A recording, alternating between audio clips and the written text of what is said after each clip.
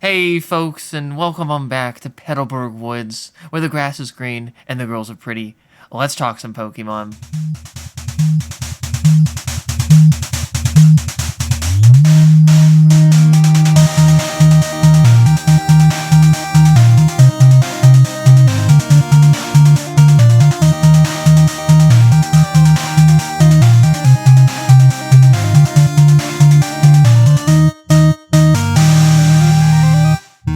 This is, as always, the podcast where not only do we talk Pokemon, we're not like those other garden variety sillies, but we discuss the world and atmosphere, the culture and people involved in Pokemon, the way that Pokemon makes us feel, if you will, and it makes me feel a lot of things.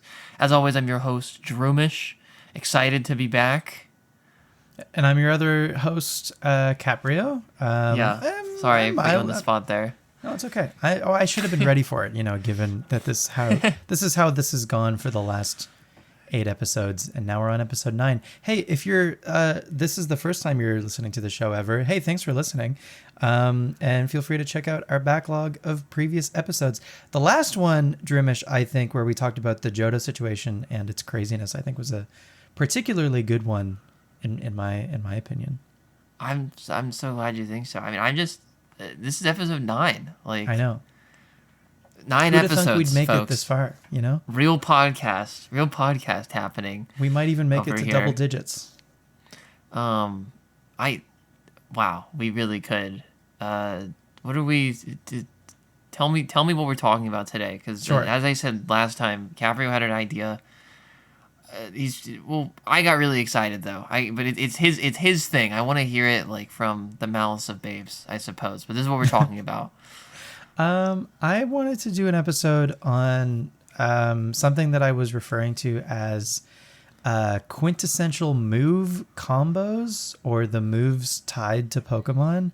And so you think of a Pokemon and there's always at least one move that comes to mind in relation to that Pokemon, or vice versa. You think of a move and there's always a Pokemon that comes to mind when you think of that move. So we're going to get into that today. But I guess before we do that, Droomish, do you want to tell me what you've been up to lately? I never get to go first on these. This is awesome. Please, you have the floor. We gotta check in on our recent Pokemon activity, because for once I have been doing some serious Pokemon activity in the prior weeks. As I said last time, I did indeed go to Long Island Retro, the Retro Games Convention. That if you were, it was episode 5, right? Yeah, episode 5 is when we had A-Wood. Yes, we had A-Wood. He was our first guest on the podcast, and he told us, and he needed to convince me about this convention in New York, and I drove all the way to New York. It was a 12-hour drive for me. He really got me hook, line, and sinker, and it was just magical. It's like retro Pokemon stuff. They had all this Pokemon stuff set up, and I was playing White 2 most of the weekend, which is not a very common experience for me. And I did the Fun Fest with them. I feel like I was telling you about Fun Fest, but it's like I don't know. It's like very simple. I don't know. It's almost like childlike simplicity in its whimsy. It's just so much fun. Like people were in the local wireless area with you, and you like host these missions that are, say, everybody pick up items, and a bunch of items spawn in, and you go pick up the items, and you get a score, and you get items, and there's achievements to do with this. There are prizes, double prizes, and leveling and scaling. There's a whole little system to this, but for whatever reason, they decided to have an achievement in White 2, Black 2 and White 2. I play White 2, folks. I'm a big White 2 head, because it was only $110 at the game store. Steal. Real steal. Yeah, I'm not happy to admit that one, but I love White 2, and there's an achievement on there to be doing Fun Fest with 30 people at the same time. Just nuts. I had like 30 people in my graduating class. And there's like 2 classes of 30, but my class growing up was 30 people, and it's like, imagine if everybody had a DS Everybody brought on the same day, and everybody was playing it. Like, that was the visual that was going on with this for me, because it happened. There was like at least 30 people in the room. My like DS, they like tell you every like passerby encounter that you have, so I don't really know exactly how many people were there, and some people had multiple DSs, but I got up on a bench and stood up, and it was just a room. It was also the con was inside of an aviation museum, and we did the Fun Fest meetup in the moon room. So we're like standing next to a diorama. It's like a model of the moon landing. Like the craft is over there, and then all these people are on their DSs just going nuts in Black 2 and White 2. It's really, really fun.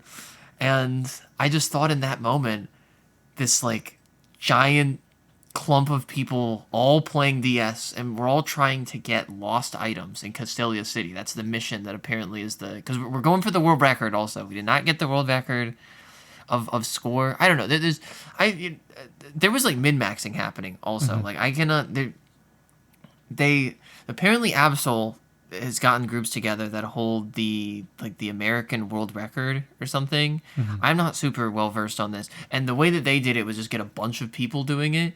Their strategy was just like, okay, LA Retro is not going to be as big as the crowd at Worlds, which I think is it's gonna have happened before this episode release, but as of right now, it is pre-Worlds, and they're trying to get the maximum number of people for a Fun Fest, which is 99. Wow. I know. If they get that to happen, like that's legendary. I really hope Absol makes that work. Apparently, and I would say at this point, friend to the podcast, friend to both of our channels, good old codename Hawkhead. Yeah. Shout out to him. Because he was telling me about, because he was there. I got to meet some internet people at the con. That was fun as well. He was telling me that they had essentially speedrun min-max the pathing that you could do. So instead of having a bunch of people who don't know what's going on, they tried to get 30 people who knew what was going on, and they gave us a speedrun route to do in the brief amount of time that the mission lasts for. So, and I'm trying my best here. You start in Castelia on the left, you bike down Main Street, pick up all the items along the way. You go back down the far right street, pick up all the items, go to the fountain, pick up all the items, fly to Driftvale, take a lap around the flea market, pick up all the items, head across the bridge, pick up all the items, drive into Mombasa, pick up all the items, go into the amusement park, pick up all the items, and if you still have time, fly back to Castelia, because once you... This is like the depths of the silly nonsense that I know, is that if you pick up items on 7 different maps, the items reset, so you can go back to Castelia and start picking up items again. Okay. I just say that as my proof that is like we're doing crazy speedrun bullshit at this point to get this score as high as possible.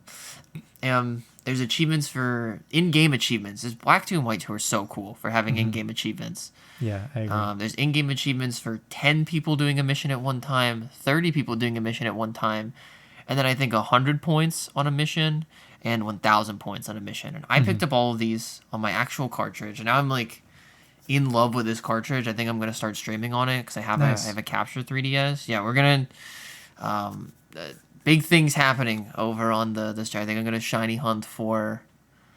Oh wait, no! I found this is so dumb. I said I gotta lock in on an actual. I'm DMing my friend Magnemite. Big love to Magnemite. I said I gotta lock in on an actual hunt. I want a cool shiny. Now that I have some actual sauce on White 2, I want to start hunting on it. Something sicko, and So that's where my head was on August 13th, 12/27. Something sicko. Something sicko, even. And Magnolia says back, Maractus is pretty sicko. And I said, that's true. Super sicko. And I said, that's true. And that was the end of the conversation. So. Okay, so that's locked in? You're going to do Maractus? I mean, I was already like right now I do, well, not right now, but like in previous months is like my wind down activity because I am like, I don't know, probably unwell in some mental capacity. Instead of like reading a book before bed, I would do 10 encounters before bed. Okay. That was my wind down activity. I don't know, doctors can judge me in the comments if that's a doctor listening to this. What's up, Doc? Dude, do 10 encounters before bed and just, I don't know, just run the sand pits. And I don't know, maybe that lasted like a couple weeks. Maybe got to like 150 encounters or something, more or less, depending on the day. I don't know, maybe just once a week on the stream. I don't know, hitting that up again. Yeah. Hopefully I'm pretty interesting. We'll see about all that. Friends that maybe like Pokemon a little bit less might not be as supportive of me, but nah, they'll still hang out. They love me unconditionally. Hopefully. Yeah. Okay, that was Fun Fest though, and it just made me really excited. I was like, oh, like so, I have hang these.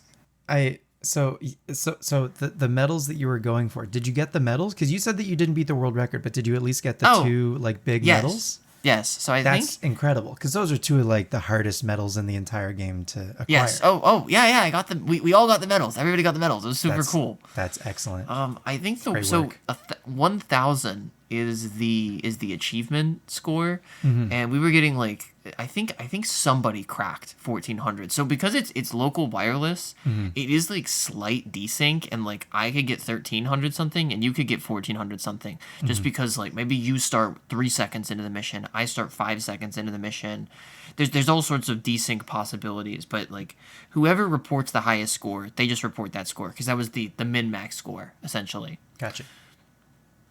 I think my highest score, and I might be misremembering this, I think I hit 1399 at one point, and the most recent group, or the best that someone has done in the US, or complicated Pokemon nonsense. These people are pretty smart, okay?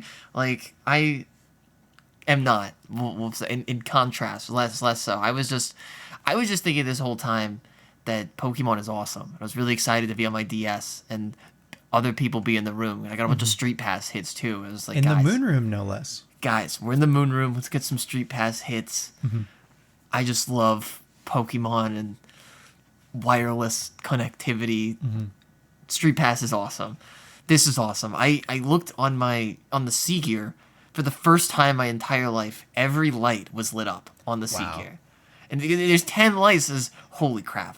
I have a complete social bar, and I opened it. It's everybody saying hi, and it's Joe says, "Hey, folks."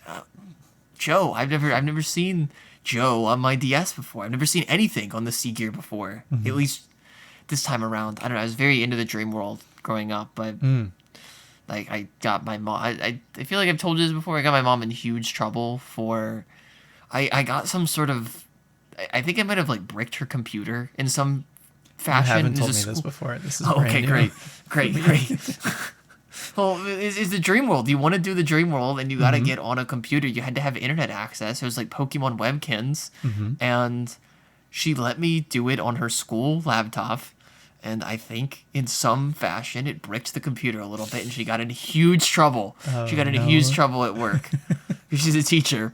I was like, that's well, thanks for letting me use the Dream World.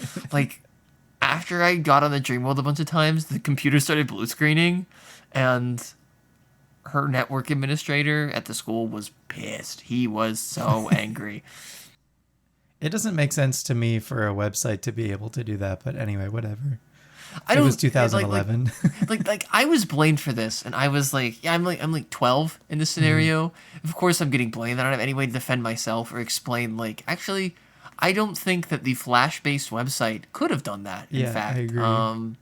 I think that something else might have happened. I mean, it still might have been my fault. I'm just clicking on whatever, of course. Sure. I'm 12, but I don't think it was Pokemon. Let's not blame the Dream World. It's a place of dreams. It's magical. I don't think it's fair. But yeah, she got reamed out, and she was like, please don't do that ever again. I was, okay, whatever. I got my own computer pretty soon after that. But this is all Gen 5. I'm saying that this is all my point of Gen 5, this crazy tangent I'm going on. You already got me on a tangent. That one's pretty good, though. So we got like 1,400 something. So in our Fun Fest score with this optimized mission, I believe Absol's group that happened the last time, let's say 1,500-ish is what I was told. I don't know what the exact number was, 1,500-ish. But The whole thing was streamed also, which I thought was fascinating. Hawk had connected a DS, I think a capture card in DS, got it in the room, and then streamed our attempts.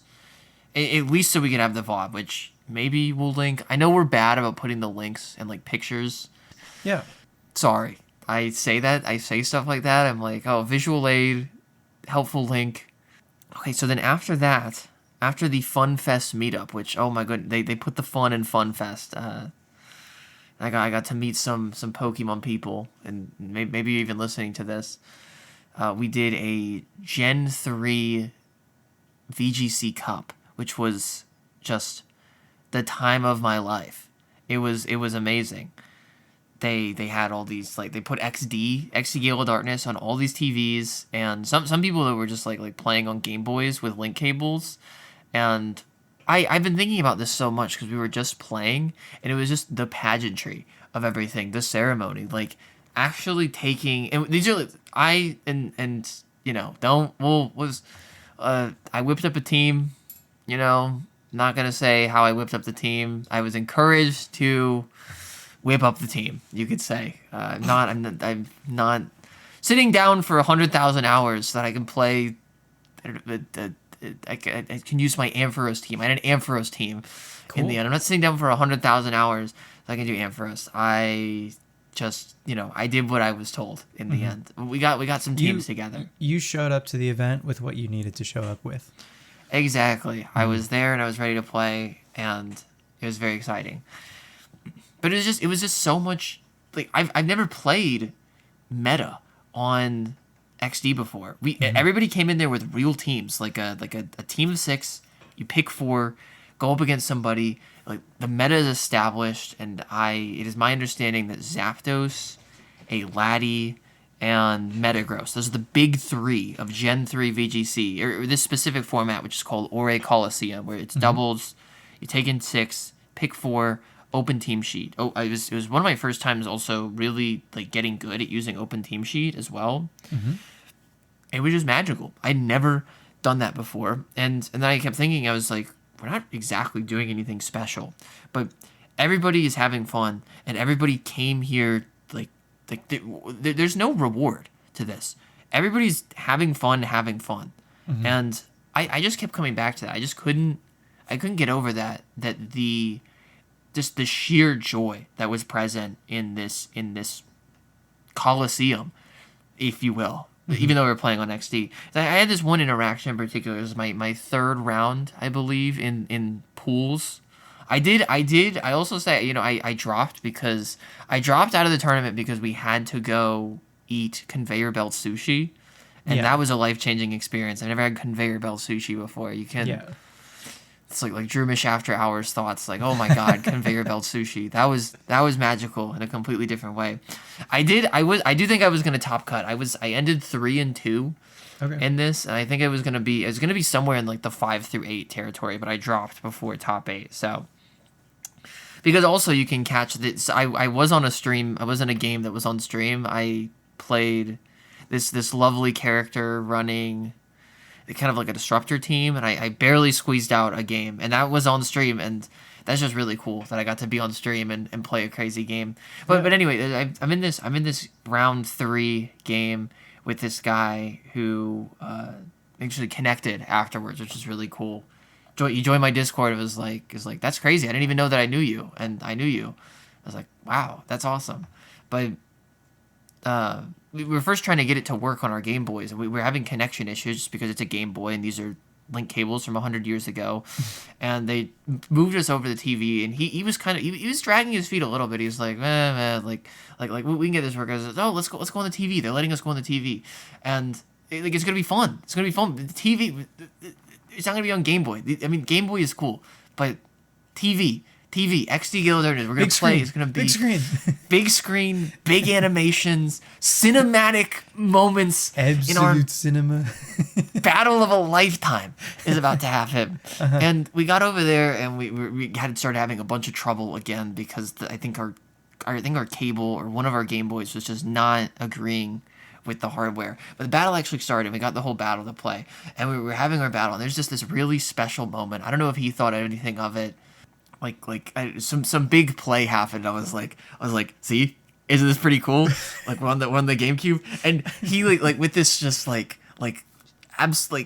literally to me it was like there was a glimmer in his eyes, and he goes, yeah, this is actually pretty cool. Like, yeah, this is pretty cool. This is pretty cool. We're having a great time. I was like, yes, we get like joy, whimsy. It's all happening. Oh, I just bumped the shit out of my mic in my excitement. Like we're in it. It just, it took a little bit of maybe a tiny bit of convincing, and I was like, oh, we're living it up. We're having like we're this is the love of the game. I think that was what somebody said. We're doing it for the love of the game, and I probably could have forced that like components of that experience into existing at home. Like, I don't know, I get a bunch of teams together. I beg my friends who will play video games with me. I tell them that like it'll probably be pretty cool. But just all these people coming together at this convention and being super, super into it, and the love of the game being so in place for like this pageantry. And I don't think that like the Pokemon it's never not been pageantry. It's not been ceremonial. They're always pretty good about that, even now. But just I feel like there was such attention given to the ceremony of, especially before the internet multiplayer, of let's make this mundane thing an event. Let's make people, I don't even know, just talking, trading, battling. Let's make this a huge event where like it's a movie. It's something you can get into when it's on paper, it's mundane, but with the right fixins and set dressing, you can really get into this. And two people who care can get really excited about this thing. And I felt surrounded by people who were willing to look at it that way. Were you surrounded by anything else? I'm so glad you asked. I actually I wanted specifically. I'm so glad you mentioned that. I was surrounded by beauty the whole time. But like a unbelievable moment that happened. I think that is like I'm gonna think about like, I don't know, probably until like it'll be like one of the things I'm thinking about when I'm dying. I imagine was somebody was playing with, and I feel like I was being chill at this event. Like people knew that Droomish was there. I don't know. I have a slightly big number on YouTube. Yeah, whatever. Who cares? I just want to enjoy Pokemon and talk about it with people. And the person I was playing this on the stream game, we played our game. We had a great time. We were both getting super into it. We had a nail biter match. And he says to me afterward, he's like, I hope this isn't weird, but like I really like your videos. I was like, that's awesome. That's not weird. Like let's talk about Pokemon. That's not weird at all.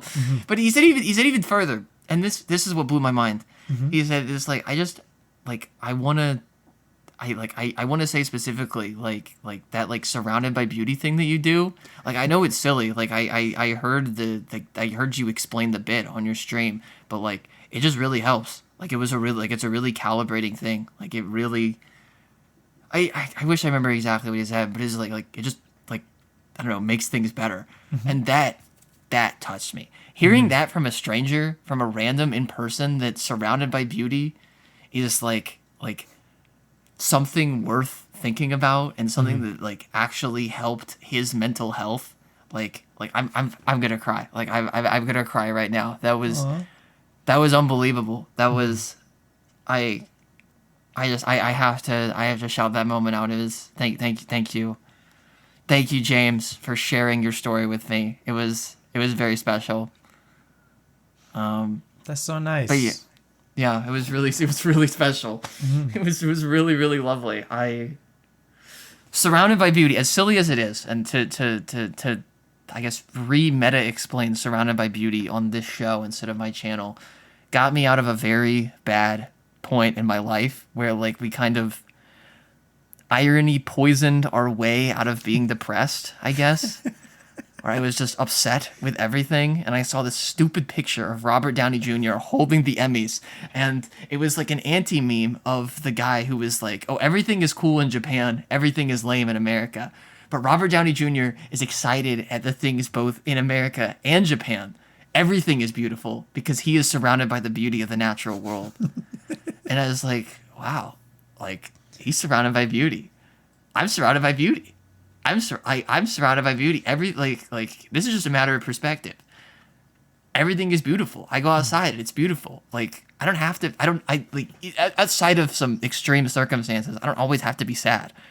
Like, and this is why I say this in my video. And my therapist congratulated me on discovering cognitive behavioral therapy on my own. How great is that? But that's why I say it in every video. We got to get in every video. Really freak tangent at this point, but I like that one's special. That one's going to stick with me for the rest of my days. And I got it while I was playing Pokemon Gale of Darkness. While I was running my Miku team. I was also in cosplay the whole time. That was a really fun component of this. I was dressed up as Miku. I brought a Miku themed team to the con. There's a picture of me doing the cutesy girl peace sign things that the Vocaloids do with all the other players, and I had my Miku themed team. But it's like ceremony. We got to go all out. We got like that's why I thought I was just like, oh, like I want to dress up. I want to have a themed team. I want to take in all the sights. I want to smell all the roses. Yeah, it was a really good weekend. I did a lot of good with Pokemon this weekend. I feel refreshed. Yeah, thanks, Awood, for getting me to come out. Hopefully more stories like that in the future. I don't know, Capreo, anything good for you, Pokemon-wise? Not nearly as much. That's for damn sure. I don't know. I played a little bit more Emerald ever since getting my Gold Trainer card. I think it was Hawkhead, maybe. Somebody asked about you, because I was talking about my frustrations with Gen 3, and they were like, "Oh, are you still working on that?" Because like I do listen. I'm sorry, I don't remember exactly who this is, but it's like you're still working that. Like I heard on your show that like you're still like you're pretty pissed off at it, but like Capreo is still like hitting the bricks and is like pretty close. I was like, I think he got it. Oh, and he did. You got it. You got it last time. Like, by that time. Yeah. Yeah. Just somebody. I thought it was very precious. Somebody asked about you and it's like thought your progress was interesting. I was like, that's the best thing I've ever heard. That's very nice. Well, thanks for asking if you're listening. Yeah, I guess the thing that I'm still doing right now in Gen 3 is just trying to get the last couple of ribbons on my 3 ribbon guys. And they're all very close to being done. And then otherwise, yeah, I just have like a couple things left in Gen 3 at large to like do to consider Gen 3 completed. But I'm also very interested and looking for some like, I don't know, feedback and like suggestions from folks just asking like, what is some esoteric ass Gen 3 shit that no one has done that you'd think would constitute, I don't know, being on the checklist of finishing Gen 3. Tamahiro, who we mentioned in the last episode, actually, Tom has been making some videos of basically just like she's been making checklists of everything to do in the generations to consider fully completing them. Well, so it's like seeing all the sites. It's like tourism. Yeah, it's like have you actually done everything? And I think I've been like pretty thorough, but I ask you, the listener, now if you're watching the YouTube video or even if you want to email us, petalburgwoodspod@gmail.com is the email. If you've got any, listen, if you like really try to stump us, okay? If there's anything in Gen 3 that you'd think I should do to consider Gen 3 being completed. Sounds fun. Yeah. Anyway, so try to stump us, but I'm looking for anything else that I can do in this glorious generation before I move on. But I do think I'm probably going to be like done before ZA comes out. So. Okay, cool. Yeah. Great shout. Also, right to the show, folks. That's how Awood, let us. That's how this whole thing happened. Is Awood wrote the show. I went to a convention because a stranger cold called our podcast. I had a great time with him. So I don't know. We're pretty open to guest appearances. I think we have that figured out now at this point. How that's supposed to work. Absolutely. And we discussed this. The next episode is viewer submitted. Actually, we have the topic picked out, which is that's cool. Yeah, the thing that Seth was telling me is a huge friend of both of the channels, both of the show. Love Seth. Love you to death, Seth. He he pitched me a great idea, and now we're gonna run it on. But we're just seeding multiple episodes ahead. We actually have to do this one first because we're like, crazy tangent from me. Oh my god. Okay. Well, sorry about that, but loved your story though. Glad you're I don't know, just doing that tourism. I like learned stuff like that when I was at the convention. Have you ever seen egg trade or like egg spin or something? Yep. I've never heard of this before. Egg spin is the craziest bullshit. I've like. Did you do it? No, I didn't get to do it. I didn't have any eggs. What is it called? Egg move? No. Egg group? No, egg cycle? Is it egg spin? It's in Gen 5, right? Let me see. Gen 5 egg spin. I can't. Is it egg roulette? What is it called? I don't know. Egg roulette. Maybe? I don't know. I was at the con with Papacy told me about it. I was at the con with him. We had a lovely time, probably seeing stuff from both. I can't find this. He showed it to me though, and he was like, "This is the craziest thing," and I was like, "That is the craziest thing. Mm-hmm. How do I do it?" I like searched. Well, okay. I'm gonna give this one Pokemon Gen 5 egg trade spin. I'm gonna just throw in keywords. Oh wait. I think I found it. It's spin trade. It's called spin trade. Spin trade. And it's in platinum. It can be selected in Gen using 4. this. Okay. It can be used. Okay, so this is not Gen 5, but it's still really cool. Or no, it is. It came back. This It's like a union room ridiculous. Activity, right? It is. Okay. Before beginning the trade, each player selects an egg from their party. The egg that each player will receive is randomly determined. No player will receive the egg they selected. Mm-hmm. Once the trade is complete, the player will receive an egg and be told whose egg they received. Players who received an egg that landed on a bonus area will also receive a free berry. You could have just traded eggs, but then they threw in. Why does the egg trade need a bonus? Yeah, but you forgot the bonus area when you made the trading function. By the way, every trade needs a bonus area. I do really like that, and then it's a big, fun surprise when you do finally hatch the egg. See what it turns into. That's very cool. After the table begins spinning, tap the button on the touchscreen will cause the eggs to bounce into different positions. If the eggs end up sufficiently close to the edge of a bonus area, this can allow more players to receive a berry than would be otherwise possible. Wow.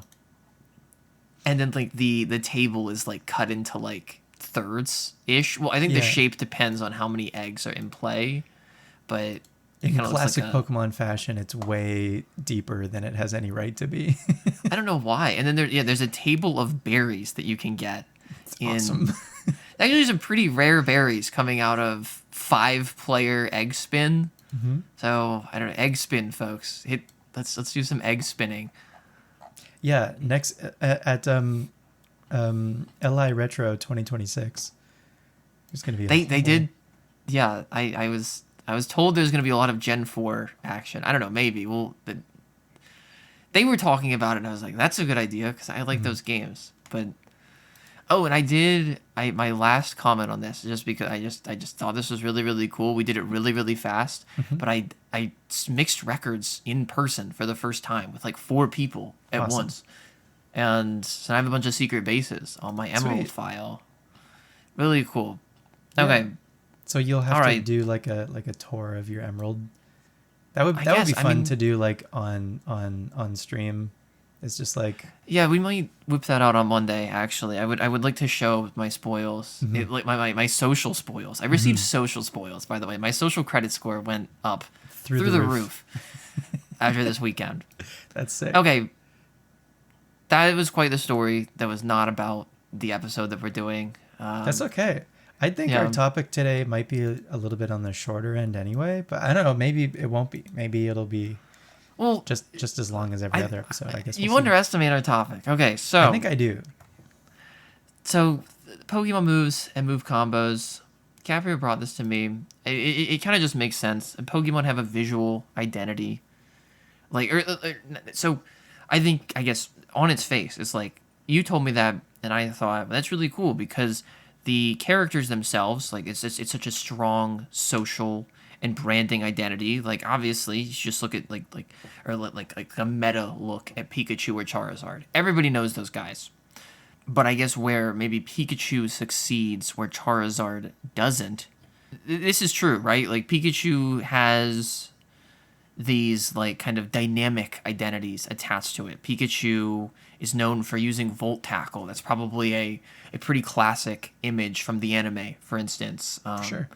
And I was thinking about this. I was like, and I did pit these two together specifically, and I thought that was really interesting. That like when I think of Charizard, like Charizard is Charizard, obviously. Mm-hmm. It has this huge identity attack, this huge cultural. Charizard is a cultural icon at this point. Let's call Charizard what it is.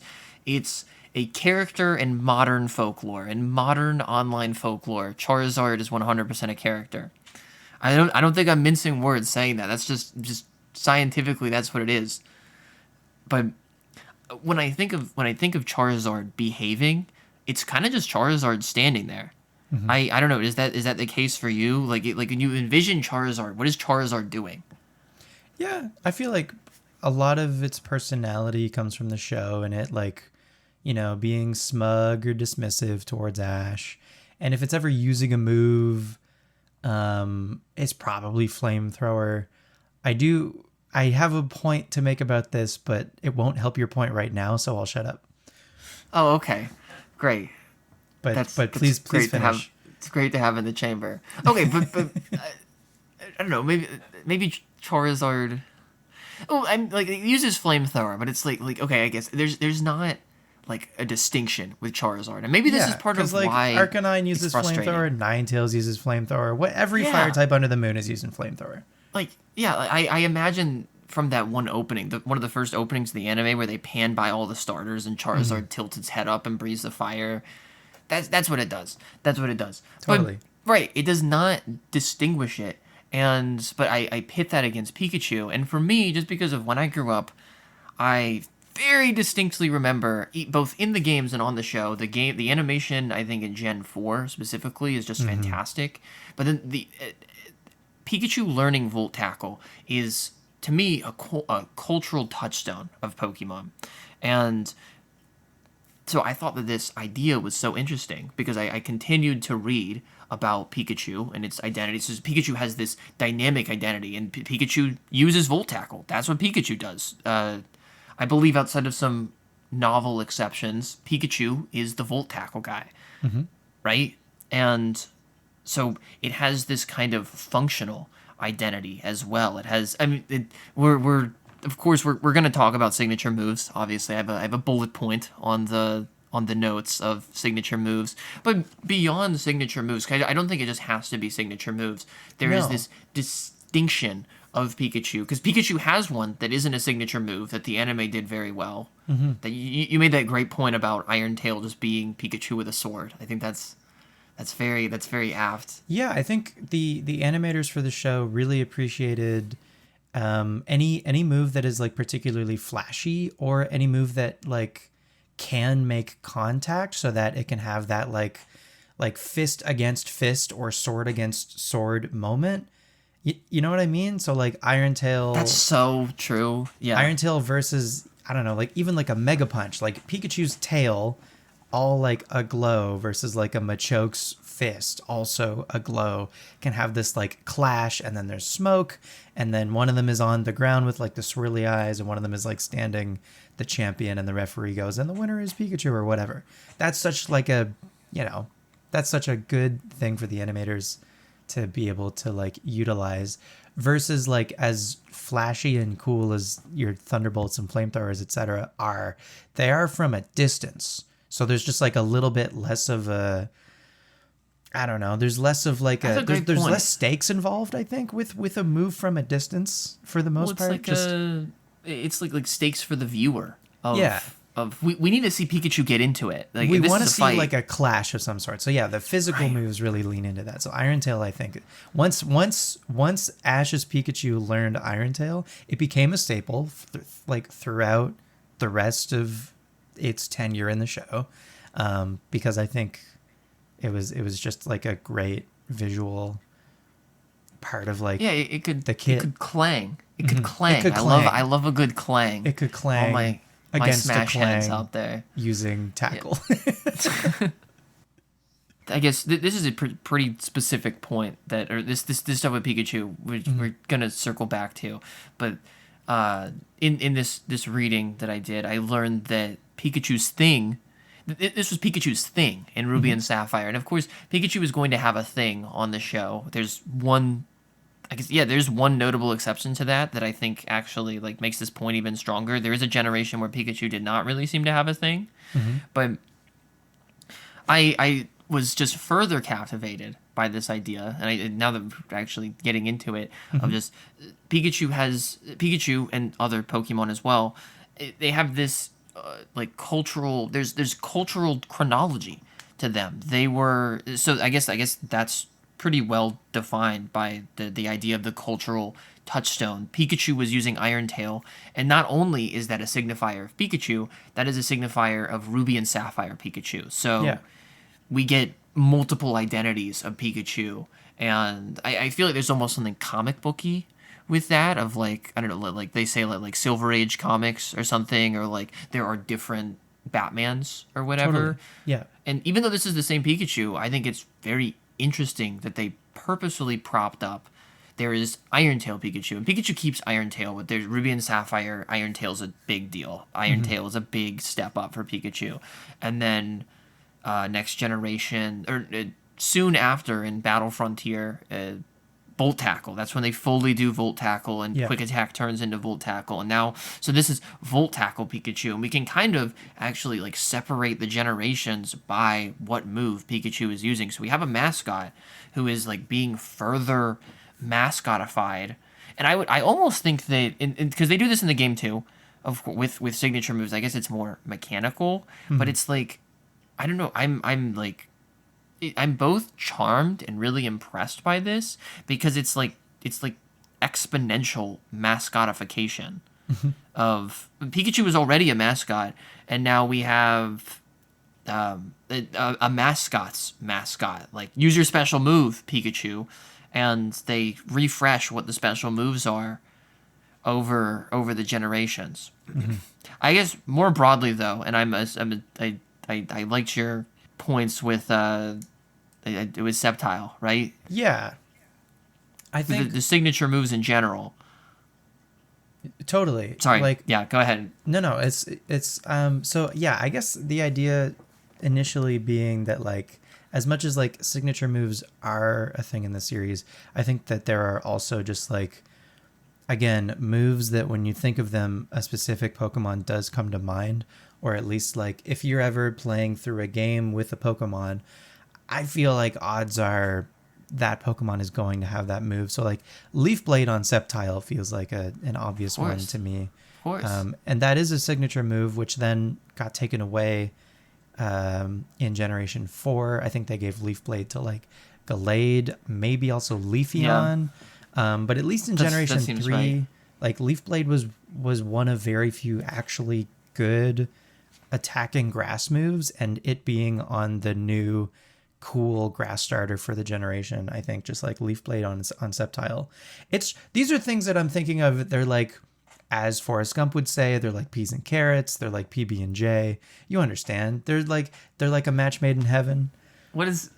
Okay. I get that saying. I've never seen Forrest Gump, but really? I get it now. Forrest Gump had a crush on this lady named Jenny, and he would say, "Me and Jenny, we like peas and carrots." So I guess. Anyway, you should watch peas Forrest and carrots go together. I don't know. I've seen the scene where he runs really far. In the mind of Forrest Gump, yeah, they go together like PB and J.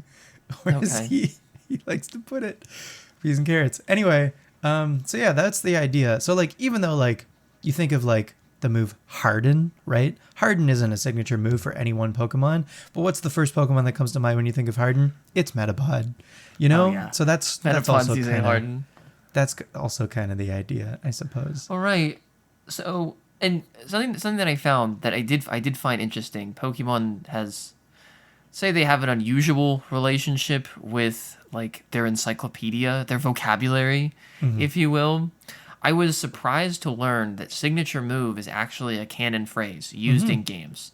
It was used in Pokemon Go most recently, and it popped up, I believe, in Gen 5 and Gen 6 from NPCs calling something a signature move, which I find interesting because, like, someone in real life could say that, like, ambiguously of, like, I don't know, I'm the punching guy, and my signature move is a special punch, but that's not, like, hard-coded into real life because that doesn't make any sense, but it's still, it's like, oh, that's my signature. So it's like there's an ambiguity to this definition, but it is this idea, which I guess to use what seems to be their definition is a move. I might be misunderstanding this. I have gotten into beef with people in the past. If anybody remembers the infamous Mudkip short that I made years ago, I've gotten into hot water about signature moves before. Yeah, that was a whole mess. But a Pokemon that has a move that nobody else can learn, and they are generational though, like with Sceptile, and that contributes further to this cultural touchstone. Like, even though other Pokemon are using Leaf Blade now, that Leaf was the Blade case will at one always be time. Sceptile's move, though. To me, is the thing. Exactly, and I think that is like an identity for Sceptile that they never came out and said, but is probably pretty common. That's Sceptile specifically. I've heard that so many times of just, and I think, you know, the words that leave people's brain are or like it's like a password, like it's like a translating thing. I hear you say, "Oh, Leaf Blade is so cool," and then I think, you're right. Leaf Blade is a cultural touchstone for the identity of this woodland gecko. How true, how fascinating. Like, it is super cool, and it makes Sceptile super cool, and it makes Sceptile unique. How interesting that is, that we have an identity in its behavior, not just its physicality, like many characters ought to be. Or not ought to be, but just end up being. Like, I don't know, like, I guess most characters, most good characters have a thing that they do. We can really, like, loosen the lens here. Like, they used to call Mario Jumpman, like, and hey, Jumpman, like, yeah, that's what he does. They used to call Sonic Run Man. No, they didn't. That's a lie. They never used to do that. I think this is, and I'm gonna go beyond important, like, characterization. It is essential that you have this dynamic characterization, and I'm calling it that specifically because it can be so many different things. But you can also like you can flub it pretty easily. Like, there are some, like, I think less noteworthy characters that I can't really, like, say a thing that they do, because they maybe they do so many things, or they're, like, kind of ambiguous. But it really helps in your branding to have, like, I don't know, it could be simple. Mario jumps. That is a thing that Mario does. They called him Jumpman, and yes, he jumps. They have those pictures of him where he has his fist punching the block. He jumps. That's his thing. And Sonic runs. That's the other thing. X and Y axis right there. But, like, I don't know, and I'm gonna go off the beaten path here. A game that I like very much is Dead Rising, and oh wow, that's not what I was expecting. Are you a Dead Rising head, or any interest? Well, what were you gonna say about it? Well, I really like the main character because I like his attitude, but I think that Dead Rising almost has there is a problem created by the creativity of Dead Rising. So you play as this photojournalist, Frank West, and he's kind of a character. He's interesting. I really like what he brings to the table. However, I think where he loses some identity is that the point of this game, the thing that made Dead Rising so, like, stand out when it came out. So I've only played the first Dead Rising. I think it's a fantastic game. It transports me to a different universe because you can just do whatever the hell you want. You can pick up a bench and whack. It's a zombie game, but you pick up a bench, whack zombies with a bench. You can pick up a ficus, whack zombies with a ficus. You can pick up anything in this game. It's fantastic, and I think because it takes place Frank in a West, shopping mall, right? Is it a shopping mall? Right. So anything in a mall that you can think of as that could be a weapon, Folks, probably is a weapon.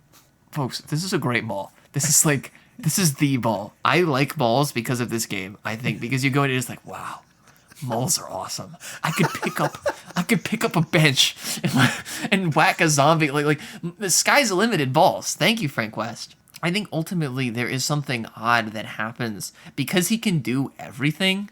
Like, I don't have an image of what Frank West does. Like, yes, he's like sort of got an attitude and he takes pictures of stuff. Maybe his thing is taking pictures, but like he is almost homogenized through the sandbox where I don't have like I don't have a task for him in mind. He has too many tasks, in fact. He is I mean, he almost enters this kind of weird realm. Mario actually does this in a different way. They're a self-insert for the player.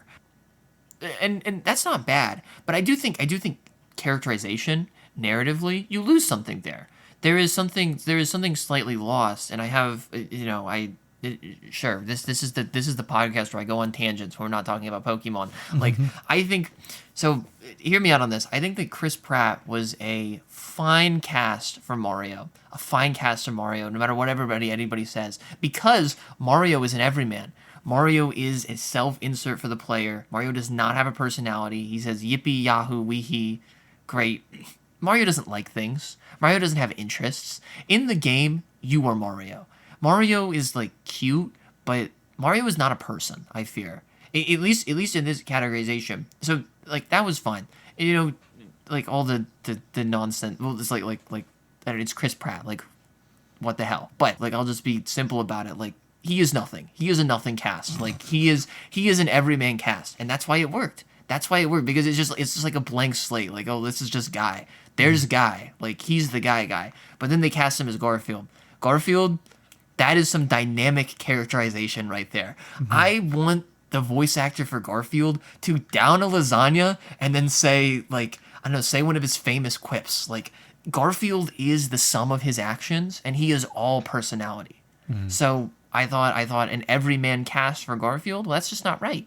That doesn't work. But this is all under the umbrella of dynamic characterization. It is not bad for a character to be an everyman, especially if you can play with them. I don't think it's ever going to hurt for a character, especially one that you're supposed to buy stuff of. Like, Pokemon is merchandise. I can't ignore that element to it, like to have a thing that they do.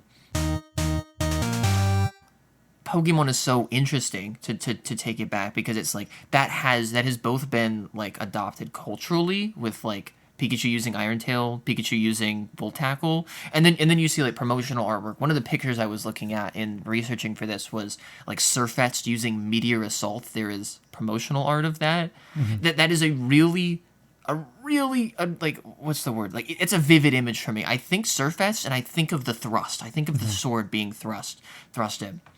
But then it's also very mechanical in the games, because it's a battle RPG, but there is such a distinction between moves that like it's not just I feel like that was such a good point that you made about Pikachu using Iron Tail, because it's like, oh, they wanted to animate a sword, but Pokemon has done this magical thing where it's like, yes, you can have both a guy using a sword and also like your special, unique grass fighting starter who uses the sword made of grass that is just for him, but also you get all the benefits of it being like... Leaf Blade was a very strange animation in Gen 3, like the blade of grass ripping around in the X's, but now that they've like recontextualized it to, let's be honest, just a green sword hitting things, but like they got both. I really think that they got both of just like, this is a simple sword attack, but also we have used some kind of like characterization and narrative magic where it's like, no, that's a special sword. That's the green sword, and it's really cool, and it's just for this one guy. That's my special Sceptile sword. And because I think that too. I think that fully, and it never dawned on me that it's like, oh wow, they kind of got to have their cake and eat it too, of just this is just sword play. Like, this is just sword combat. They just wanted to have, guy using a sword. That's cool. And I think it's special, too, when a move is so tied to one specific Pokemon that, like, a generation later, when other Pokemon can then learn that move, Gallade and Leafeon, but I think particularly Gallade in Generation 4, being able to learn Leaf Blade is just like...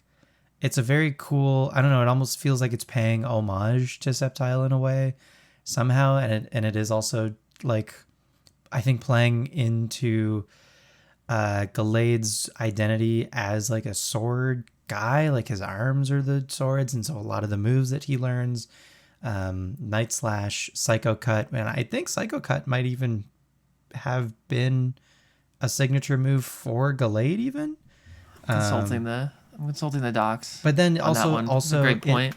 It learning Leaf Blade, I think just like adds to its identity as like a sword user. So I don't know. Yeah, I just think it's like special when, even though, yeah, like if I like equate a move, whether it's a signature move or not, well, no, that's not true. If it is strictly a signature move, and then later in life, another Pokemon gets to learn it, that feels special, even if it is a little sad that the original Pokemon that like exclusively had that move loses that exclusive right. But we don't believe in exclusivity anyway. Put Mario on the PlayStation 6. I don't think that I hate that thought that it's like, oh, it used to be special. Like I think I might have even I said that I have made a video that I think was like literally Cyndaquil used to be special, but I said that for a very specific reason. Right. Or no, actually, okay, I'm looking because I have that pulled up too. Oh, for Psycho Cut was not unique to Gallade. Several Pokemon that look good doing it. Alakazam, Mewtwo, Absol. Hey, look, Pokemon are cool, okay? It wasn't a weird charged statement. Don't come for me. I'm not. I'm just laughing. Sometimes you're funny. Can I laugh when you're funny? Highly unlikely. Highly unlikely. But it wasn't special, even. It's special in this way. Like, it wasn't mechanically significant. But in Gen 2, Typhlosion could learn Thunder Punch, and I'm not really, like, from that generation. But I asked, like, my therapist, actually. He was one of the main people I asked, is, like, because he's, like, 30-something, and he grew up on, I think, Silver was his game, and I asked him, I was like, if you actually remember this, and it was so interesting. It was like, if you actually remember doing any of this, like, what moves? Because I was trying to feel this out, like, so I was being coy on purpose. I was like, if you remember, what kind of moves did you run on Typhlosion? And he was like, oh, like, fire moves and Thunder Punch, obviously, and Thunder Punch, obviously. He remembered Thunder Punch specifically. We ended up having a whole conversation about Thunder Punch in this lens. And I have seen, I think I saw a parody video a long time ago that like really, really patted Typhlosion on the back for being a fire type starter with Thunder Punch. And because that's really cool. Thunder Punch counters water types, and that's just a really strong, vivid image. It's really helpful in gameplay.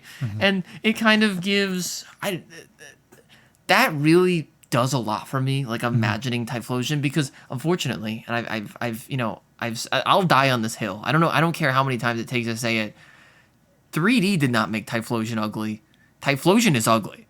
I'm sorry. Everybody, let's moan and cry about the 3DS model, the 3D coming to Pokemon. No, it's lower. It's lesser than Pikachu. It's lesser than Sandshrew. It's a giant, ugly rat, okay, that walks on hind legs. Yeah, that's fire coming out of his back. Like, boo-hoo. But can you imagine if your back was on fire the entire time? The sprites are a snapshot, okay? They are a snapshot. All this to say, Typhlosion doesn't do it for me a ton. I do enjoy the eruption imagery coming out of its back. I think that is novel. But, like, even just, I am sorry, I have to give it to Charizard compared to Typhlosion. It is a yellow-bellied rat with black fur. And there's no... The depth... You can like that. Like, just like, this is... I know people like Typhlosion. People love Typhlosion. I mean, I don't know. I'm like... I went on the whole Bruxious tirade several episodes ago. Everybody is entitled to like Typhlosion. But what I find interesting, and I mentioned Typhlosion at all, is like the image of Typhlosion using Thunder Punch. When I say that, like I grasp my fist. You're making a fist right now. Yeah, like I made a fist. I made a fist, and I'm like ready to punch. Like, that does a lot for that character. That characterization is powerful, of the fire guy being given the electric punch. That is like extracurricular characterization that is not present in the visual design at all. I just dogged the visual design, but they created an image of Typhlosion. And so this isn't even like Typhlosion's move, I assume, is eruption, like, right? Like, that's the thing that Typhlosion does. But this just kind of, it maybe call this a job. Like, players running Typhlosion in GSC, you want that water type coverage, so you strike back with this sort of, like, it's a counter pick, it's a job for Typhlosion, and it creates a very vivid picture of what this Pokemon does. And I don't know, like, there's like some vindictiveness here, there's vengeance present in this image. Totally. It's like, I couldn't imagine playing through Gen 4 using a Staraptor and it not knowing close combat, right? That's the same thing. Oh, exactly. That is, okay, that's like, I get, that's a reference for me. Like, I understand that reference. Because everyone's done it. I get it. Everyone who's played Gen 4 has had a Staraptor that knows close combat. There's no reason why you would. It's a sick move on a great Pokemon. Obviously, it's gonna have huge flying move and maybe a normal move also, but like close combat on Staraptor after like you had gone through like Pidgeot, Noctowl, Swellow, and it's like flying moves as far as the eye can see, and you're like, that's fine, that's what they're supposed to do. But then you play Gen 4, you get to Staraptor, it learns close combat, it blows your fucking mind.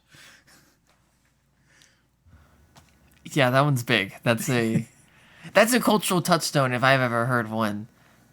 Staraptor uses close combat. But it's not like, it's not a signature move, it's not unique to Staraptor, but it does feel particularly special on Staraptor. That's kind of right. That's what I'm getting at. That's what you're getting at.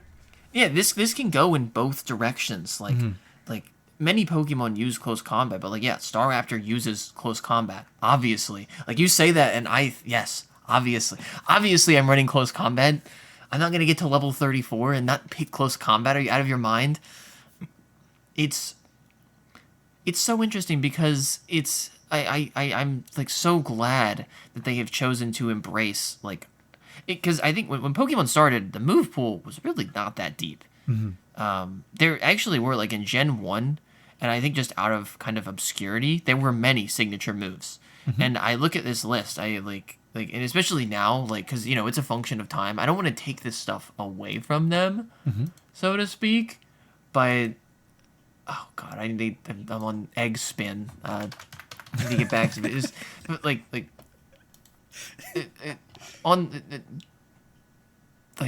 Raticate using Hyper Fang and Super Fang, that is long degraded. Arbok's special move is Glare. Oddish's special move is Petal Dance. Paras and Parasect were the only two to get Spore. Dugtrio is Fisher. These are, I don't know. I don't like, just because I wasn't there necessarily.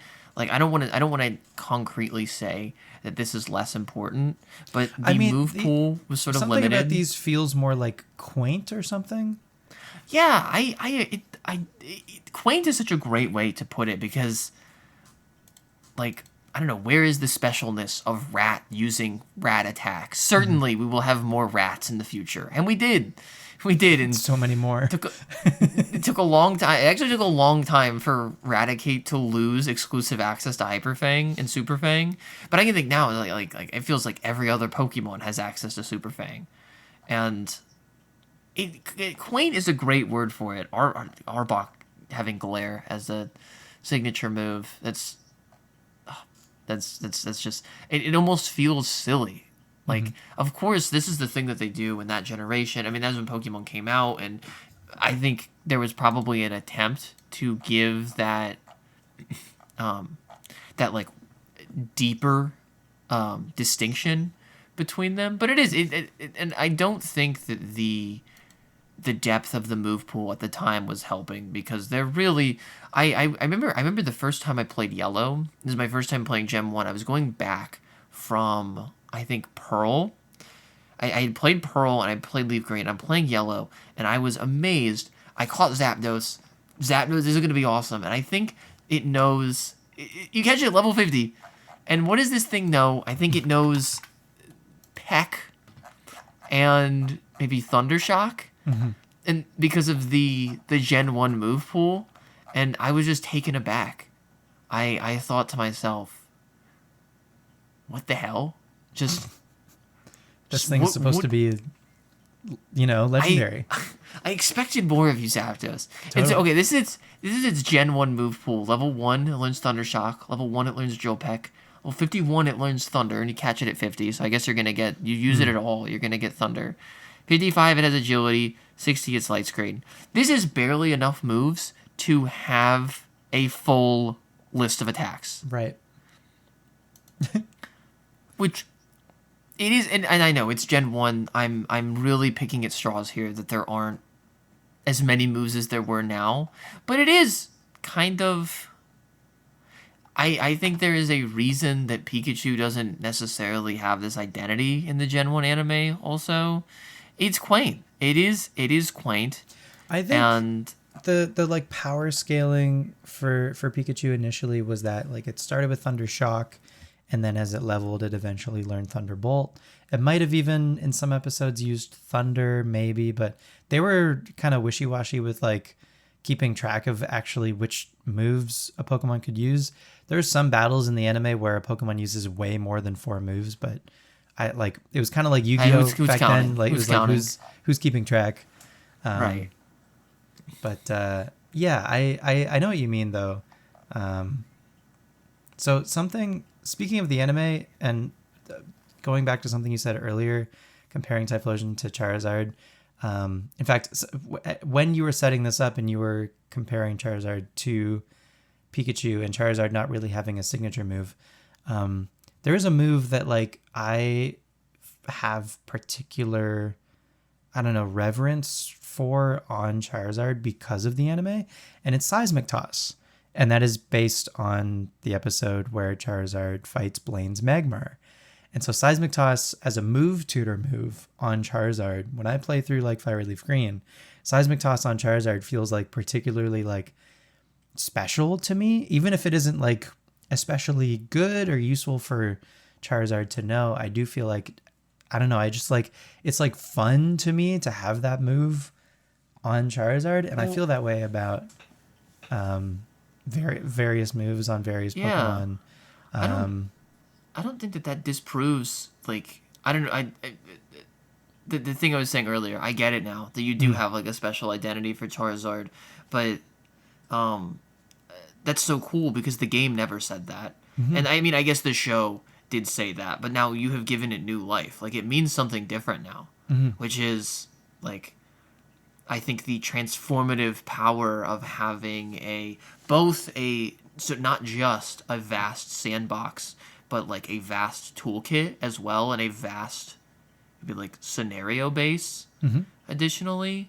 And now you have that, because I was just thinking this, I was like, I don't even know if this is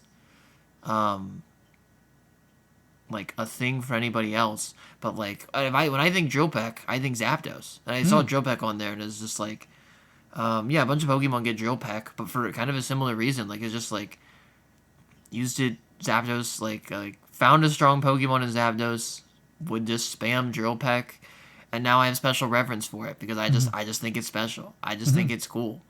I was I don't know, it's just almost out of habit, I created an extended identity for Zapdos that it uses Drill Peck. I don't know, that's not like as special as your story, but it's just, I don't know, again, I don't know, like I say, I feel like every week that we do this, it's like a testament. It's a testament. We actually dive into these like components and deeper prospects of this like almost cultural design, and it's like, oh, what a recipe for success. What a recipe to just make amazing memories, and to make like not just characters, but I guess stories in the end. Like Charizard uses Seismic Toss for this reason, and I have special reverence for that. But then I feel like there are some signature moves that like I don't feel particularly strongly about, or like if I'm using a Pokemon and it's time for it to learn its signature move. Like Muddy Water on Swampert, I don't usually end up. All right, And it's time. The reason is because Enough. like Swampert already knows Surf, and like why would I just take Enough.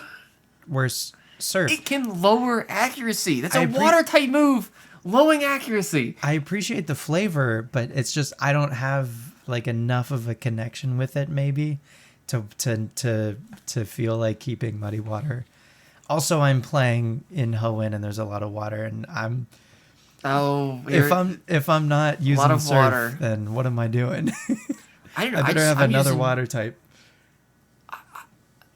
You know, there's lots of fun to be had. I'll say that. I'm using Surf when I Mudkip, I do think, was my very first starter on Ruby, and yes, because I believe my dad encouraged me to use Pelipper because it evolved relatively early, and Pelipper has a pretty wide move pool, and so Pelipper was given Surf, and so I could use Muddy Water and not like feel the Pokemon anxiety of having two offensive moves of the same type on my main team, right? And but I was anxiety.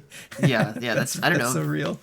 Anybody else feel that way? Like, yeah, it's like 100%. I have tackle and takedown on the same guy. This is not gonna work out. No, that can't happen. I remember being enchanted that Muddy Water was just Surf's animation but brown, and I did not think it was poop.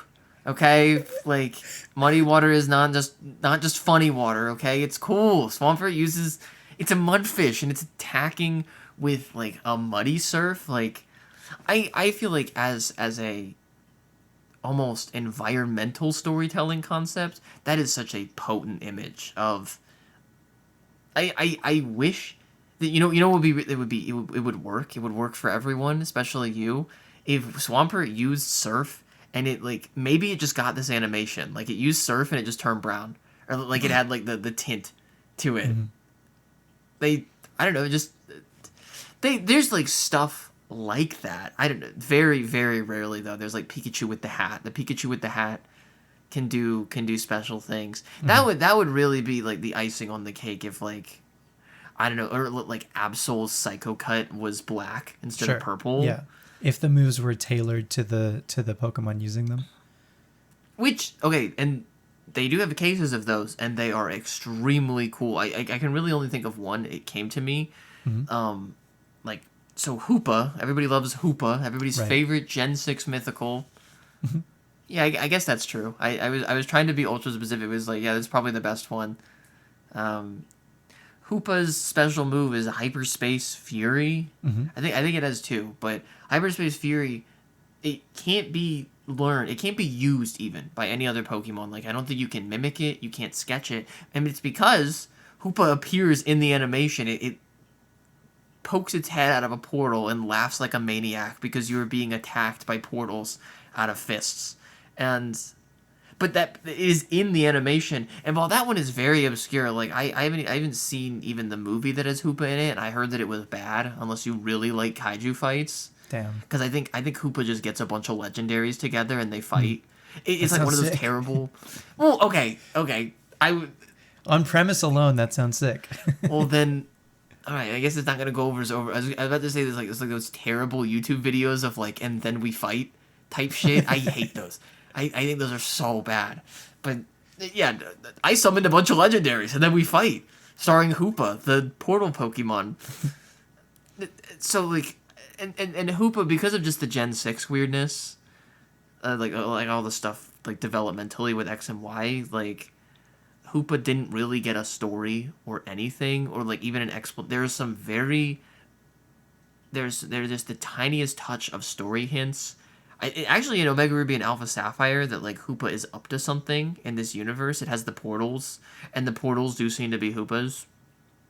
But I have such a vivid image of it because of this animation. It is such a vibrant animation, and it paints like an emotional picture of Hoopa, which, not that has to happen, but like, I don't know, are moves often like that? Like Leaf Blade is cool. I think Muddy Water is cool, but it's not like they're not like smiling when they do that, or they're not like looking or feeling cool. But in this move, when Hoopa is just beating the shit out of a Pokemon, it looks out of a portal and it laughs. It laughs. It's being evil.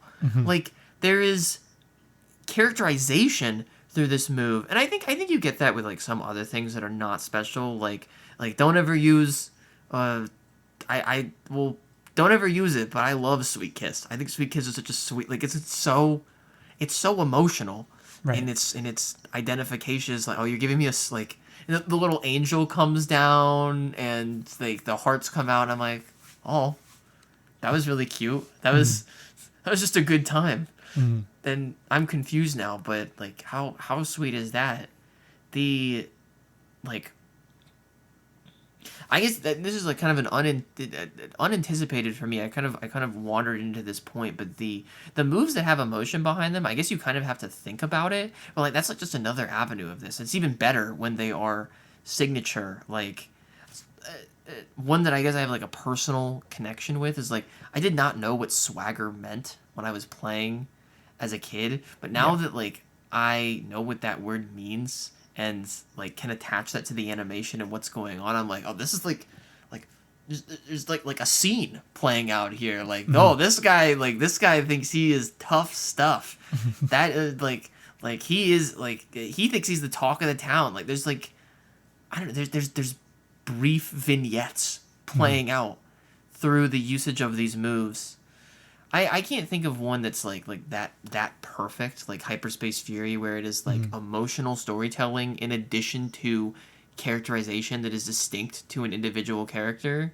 I don't know, maybe I'm just off my game with knowing my moves, but that's just, I don't know, I just want to point that out, that's cool. Like, it is both a battle and then also like, oh, like Togetic's kind of a sweetie. Like, Togetic's kind of cute with it. That's really nice.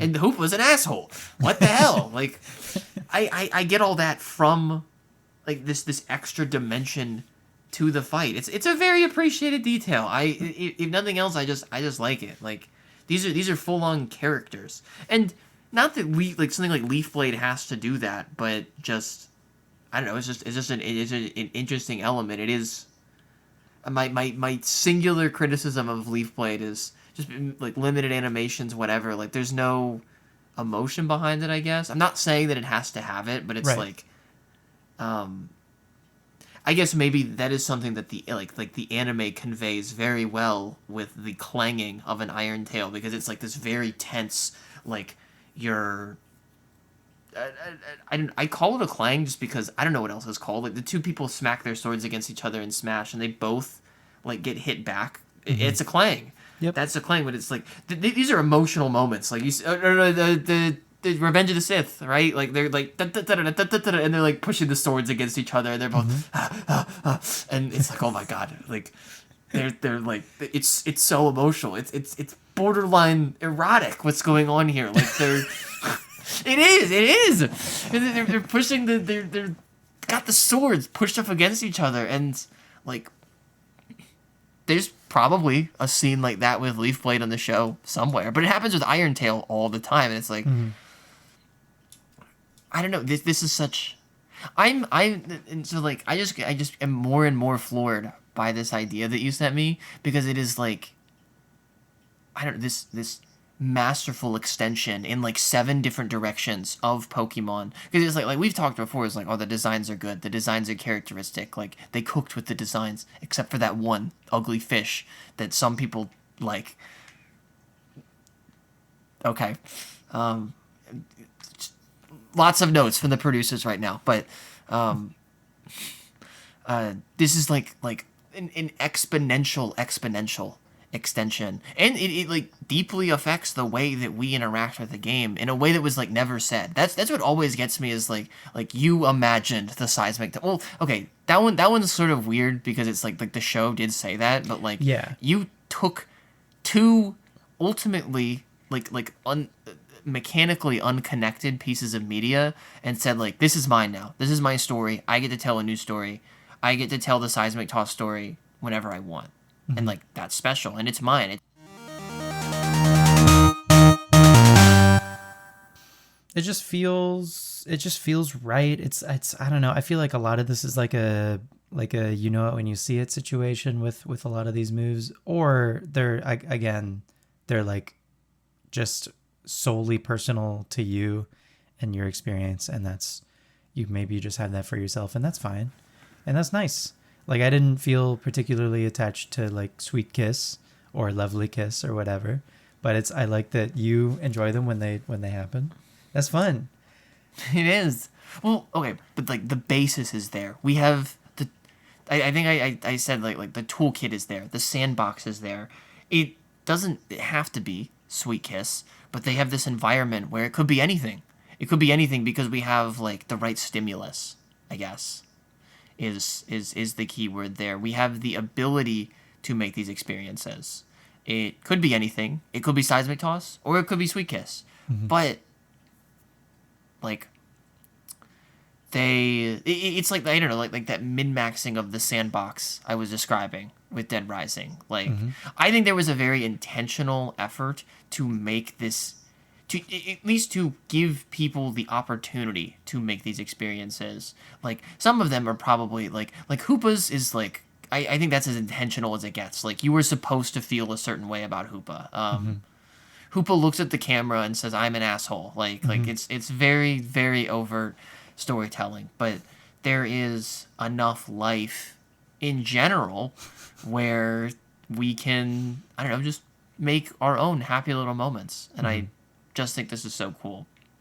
You mentioned Drill Peck earlier with Zapdos, and one of the things about Pokemon Adventures that's I think fascinating is how kind of graphic they get with the moves compared to any other the sawed in half Arbok. Yeah, compared to any other Pokemon media, Adventures, especially early, I don't know if it's changed much in more recent chapters. I think it's less violent, but like they still get very emotionally grim. Like what you're saying absolutely holds for sure. So there's one scene in particular where like I think a Fearow uses Drill Peck and it basically like hits a bullseye and like goes through Poliwhirl's like abdomen, right?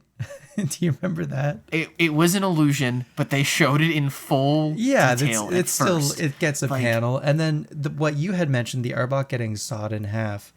I think Blue's Charmeleon like uses slash on an Arbok, and then the Arbok gets actually just severed. And I think there's like some technicality to that story that I don't remember. Like Blue was working with Koga, and Koga did some ninja shit, so like the Arbok actually was fine. Yeah, I think he might have been in like Pokemon Tower or something, and it may have been another illusion. They're on Cerise Island, I believe. Okay. Big Pokemon Adventures fan, by the way. Yeah. The Arbok is sawed in, like the Arbok is actually cut in half. Yeah, whether it happens or not, they do still like portray it actually happening. Yeah, and there's in a panel in the book. Yeah, there's a moment where like you're led to believe it's like, oh yeah, he cut that Arbok in half. Straight in half. Arbok is cooked, I fear. Arbok is dead as hell. And the same with like I that is such a potent image of the Poliwhirl, because it's like, and I know it is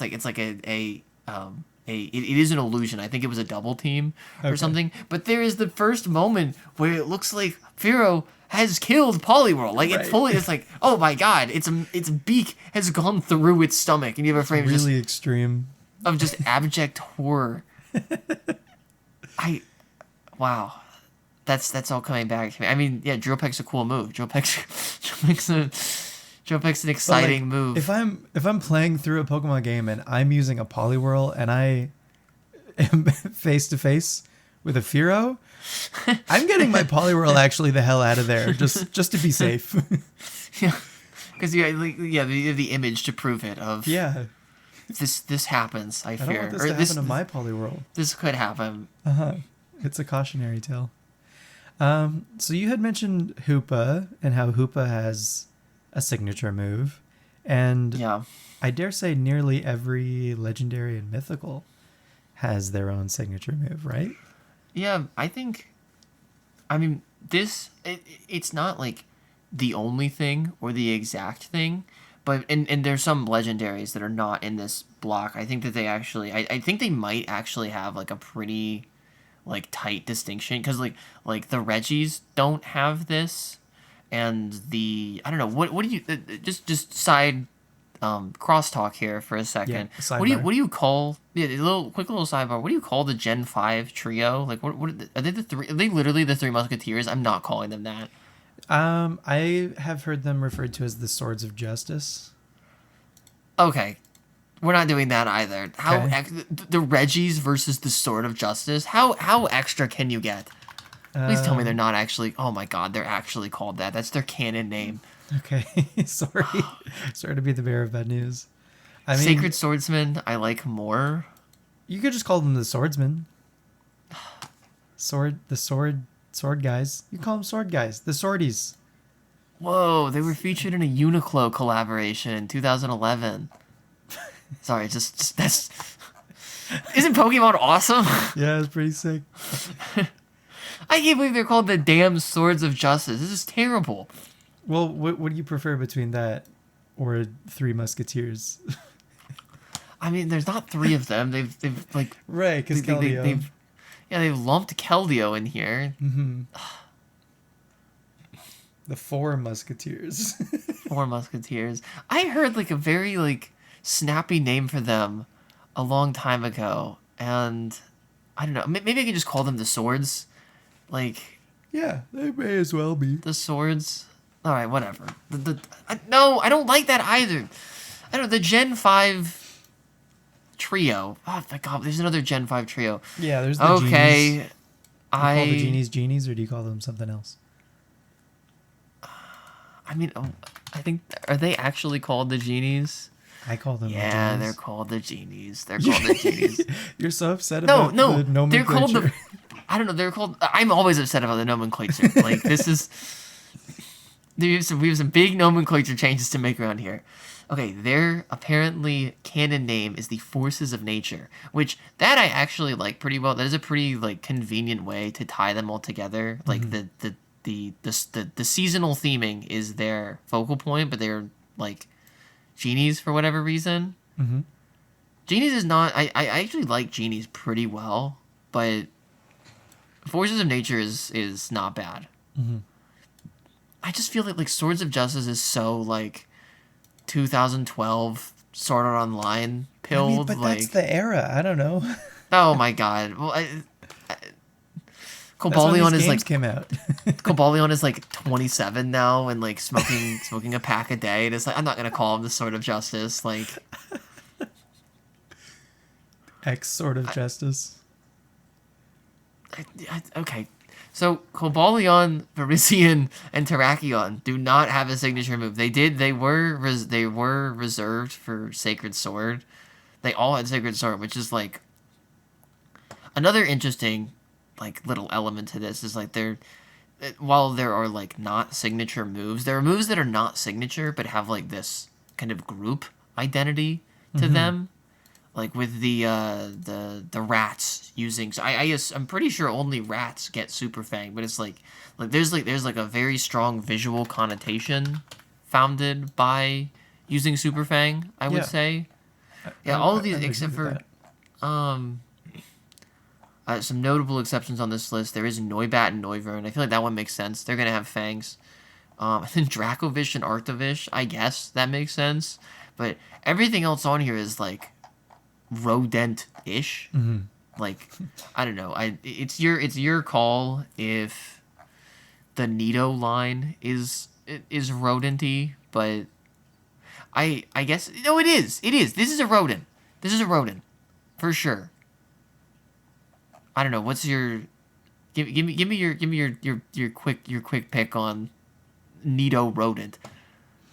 The Nidoran, Nidorino, Nidorina. Yeah, Those guys. Nidos. Yeah, the Nidos.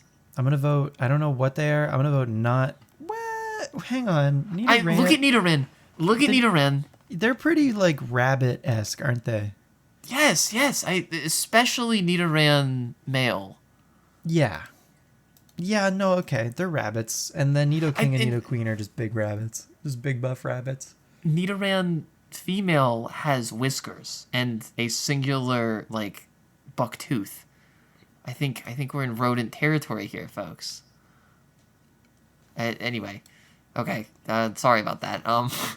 Like there's like these group identities to them, but yeah, like the legendaries, have that in some cases. Like there's like legendary groups, but also just I think it seems to be one of the things that usually makes a legendary, especially if you're a box legendary, you get a special move, and that move has a special animation that is definitive to that Pokemon. Mm-hmm. It really makes them stand out and feel so much more special. Because yeah, it's one thing that you get Dialga, but then it's like it seals the deal when as soon as you catch it, you're like, holy shit, Roar of Time. I get to use Roar of Time. Oh Roar of Time. And yeah, there always is some crazy name, Oblivion Wing. Like, yeah, I'm 10 years old and I know what Oblivion means. That's right, Pokemon. I have that move in my vocabulary. Yeah. Like, go my steel cat. Use Sunsteel Strike. There's I don't know, just well, I guess this. I mean, I think this is more of the same. I wrote down legendary specifically because I feel like it is such tangential weaponization of this concept, because it's like we have legendary is a canon distinction, and this is something that is very intentionally being used to be legendary. Like only a legend could use Oblivion Wing.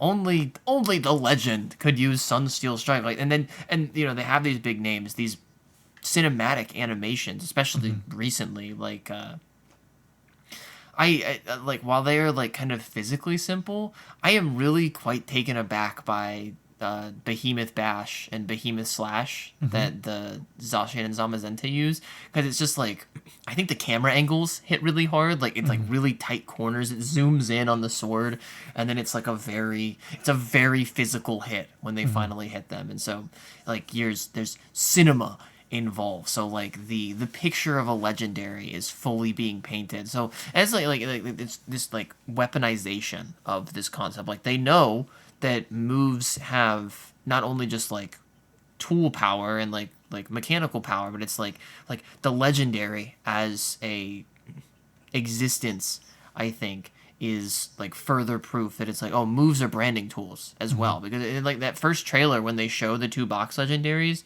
you better bet your bottom dollar that they're, I guess, their top dollar, I don't know, you better believe that they're gonna use their special move in this trailer. Like when they just show like Solgaleo and Lunala, they're using whatever, Moongeist Beam, maybe. Yeah, I did not play Moongeist Beam. Moongeist Beam and Sunsteel Strike. That is probably the one thing that they're showing when Solgaleo and Lunala get shown off. So like, I guess, I don't know, it's like, to me, this is the strongest evidence that I guess that they know what they're doing. With this, it's like, this guy's legendary. They need to have a thing that only they do. And part of that is making a huge spectacle of things. Like, and I think they seem to figure this out. I'm going to go back to the chart because I think it's really interesting when this was like happening every time.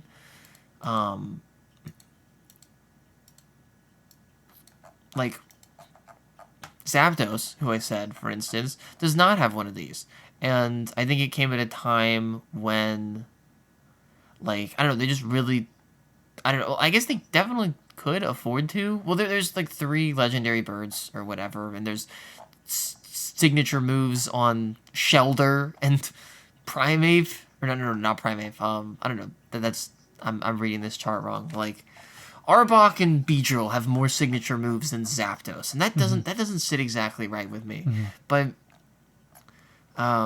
it really seems like starting with Gen 4, virtually every legendary has a signature move. I guess I'm not exact. Well, Uxie, Mesprit, and Azelf have one now, which I think is interesting. They got it in Gen 8 is when they got their special move, but I don't know, maybe just at large. It really, I don't know if I'm going to be able to codify this by like a generation. At some point, it seems like they really realized, yeah, every legendary should have some special thing that they do, Yeah. and that's an I think important part of being a legendary. totally, like for the most part, especially early in the generations, the like trio of legendaries definitely didn't have one, but the box art legendary would. Like Ho-Oh would have Sacred Fire, Lugia had Aeroblast. Mewtwo from the beginning did not have one, but then in Generation 5, Mewtwo, it was like retroactively given one, I think in Psy Strike Yes, was the one that you're they right gave about to that. Mewtwo finally. Yes. I think they handed that out as like an event Mewtwo during Gen 5. So yeah, I think Gen 5 genuinely is the like point at which they were like, yeah, legendaries to feel more legendary should probably have a signature move. And they also, again, with Mewtwo, started kind of retroactively awarding those to those Pokemon. And I don't know if like current day Articuno, Zapdos, Moltres have signature moves, but what's funny about that is the Galarian forms of each of them do. Yeah, that's so interesting. So it's like I don't know, they're kind of like retconning or like deciding to, I don't know if you could call it a mistake or just like a different choice really. But It's like parallel universe stuff Right. that they have. Like it's like in a different time, in a different place, they would all have a really special identity. yeah, if they like had decided to do this from day one, then the bird trio probably would have had their moves. But yeah, I don't know. It's interesting that like you had mentioned like the cinema of it, and I think that especially started to ramp up during Generation 7 when they introduced Z moves, and that was like Z moves entire identity honestly was like in the Yeah, in the presentation of them, I guess, especially for the signature Z moves. Like Z moves were usable by every single Pokemon in and the they're already game. movies. Like just the base Z moves on their own were pretty fantastic, but then they went one step further and gave a handful of signature Z moves to some Pokemon that are like pretty. I think Snorlax's pulverizing pancake is definitely a favorite, just because it's really funny. You had mentioned like Hoopa's move. I feel like pulverizing pancake, and in fact a few of these Z moves actually, because they're so unique and specific, play into these Pokemon's personality and like identity more so. Oh yeah, oh for sure. I mean, like I'm just looking at the list. Like the pulverizing pancake is so good, and I mean it's through that like cinematography. Like Raichu, the Alolan Raichu's is really really good. Eevee's is really really good. They paint these pictures of not just what the Pokemon is doing, but also like how that Pokemon behaves. Like Eevee seems to be this like friendly cheerleader, loved by its friends, and like Alolan Raichu is such a, I don't know, I already think that's such a good design, but like Stoke Spark Surfer really shows that it's like Hang Ten, like we're Hang I Ten dare say personified. Cowabunga. Like Cowabunga is happening in Raichu's Z move, and with like Snorlax is like you get a very rare and interesting look at Snorlax. Like the character of Snorlax has evolved through this act that is just for Snorlax, and we're just getting to see it for the first time. How cool is that? I think there was another realization, like there's like a realization alongside this in Gen 7, because it's, I mean, I guess kind of continued. I guess they're sort of just experimenting at this point with stuff like the Terras, but I think it's very interesting that the Mega Evolution is this. It's like this almost entirely visual, like evolution of the character, but it's not that dynamic. Really, the crystal wraps around them, and then they just have a new form. They have like their like kind of battle cry moment for a second, but beyond that, like the characterization, I feel like, is done mostly through the Pokédex. After that, they have those very very interesting Pokédex entries in, I think, Gen 7, actually, of, like, what the Megas are dealing with. Because they just do what they usually do as Megas. But Gen 7 and Gen 8 also, I guess Gen 8 kind of combines them, is, like, less design focused and more action focused, and like what they can do. And so like every Pokemon can get Z moves because they are just like type based. So like it doesn't really, and some of them are signature, but like it really doesn't matter. Like you use like, I don't know, I'm trying to think of like, oh, like the dark Z move. That is such a powerful visual where you just throw them into a black hole, right? Like that's, yeah, that's awesome. That's pretty powerful. That's pretty anime of them to just have you throw somebody into a black hole. But even more so is these special ones.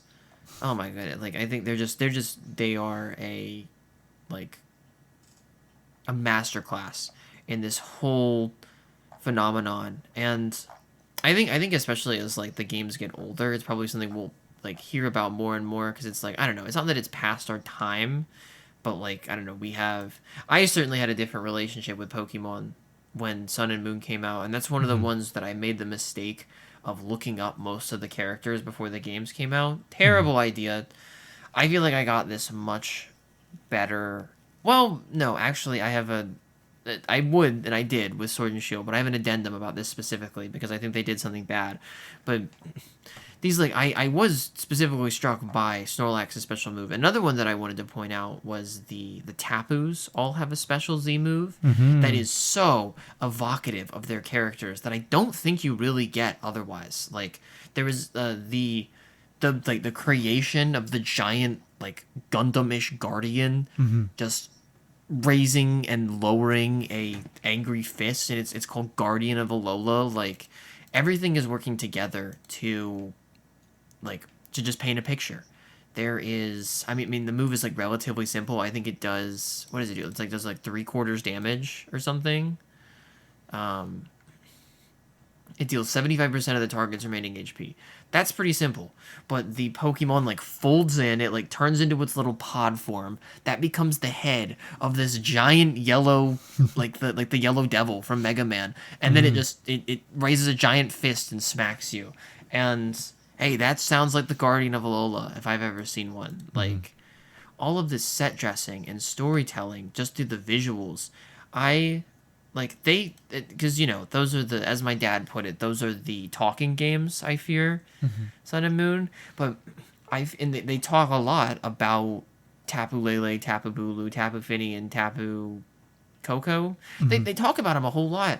I feel like all you really need to know is just show somebody their Z move. Like, that's the vibe, perfectly captured. Like, they are, I mean, and there's stuff to see in their designs of like, oh, like they're not mean, they're just resolute guardians. Like they have some resolution to them. But yeah, they have this kind of like borderline otherworldly, but also like a stoic power that they possess, that is the Guardian of Alola. Like this, it's such a, I don't know, specific like borderline niche. Like, I don't know, it's almost I almost not worth talking about, but like this one really does stand out so much to me as just this whole this like I don't know, maybe even better than Hyperspace Fury that I was describing earlier, because it's like it's so evocative of a characterization, and like you just get so many context clues about these things deals. So, and it's like, it's both a legendary move, it is a group move, and it is a like emotional capturing move. Guardian of Alola, so powerful with just those words, Guardian of Alola, and the picture does the rest of the storytelling. I kind of dogged on Z moves at the time, but like now I do have this strange reverence for them. I think it was a very smart idea, and this like list of Pokemon that had their own ones, just genius. Because I don't know, and like it would be hard to say. I'd be interested to know like your take on this, but like because ultimately, like with the G-Max moves, they decided to do both.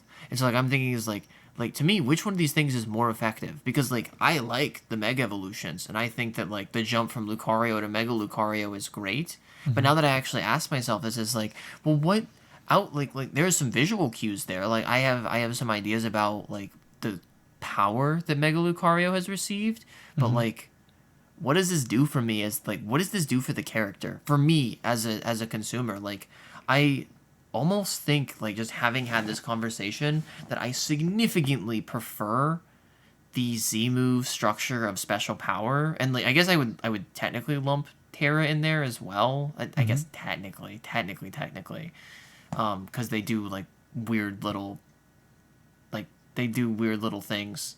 But it's just, like, dynamic. There's action, and of course the Mega Evolution, you get this, you essentially get a second character. But I feel like, because of the trappings of Gen 6 specifically, and I know that the anime kind of, like, throws this whole argument out, but I'm like I don't know, what is it doing for me? I don't know. I'll feel like Z moves, or the Z move structure is such a better, it's a better evolution. Like if we're going with, like, I don't know, like, meaningful characterization and storytelling, like, yeah, I think I talked myself into liking Z moves and, like, sort of not liking Mega Evolutions, which I feel crazy for saying. I like Mega Evolutions so much, I'm like, wait, actually, no. Like, that doesn't, like, I I don't know. I don't know how I made that make sense, but, like, that's where I am. That's where I am. Please, please, My please comment. my 2 cents on, I guess, the gimmicks since Mega Evolution was introduced is that, like, they all exist on a spectrum. One end of it being presentation, the other end of it being, like, mechanically sound, I guess. And it kind of moves from one end to the other from generation to generation. So presentationally, Mega Evolution is sick because people enjoy seeing these cool Digimon evolutions of existing Pokemon. Um, but the downside to Mega Evolution is that it only happened for a select group of Pokemon. And a lot of those Pokemon were, like, already pretty good. Not all of them. It definitely, like, breathed new life into Pokemon like Mawile, Beedrill, depending on who you ask.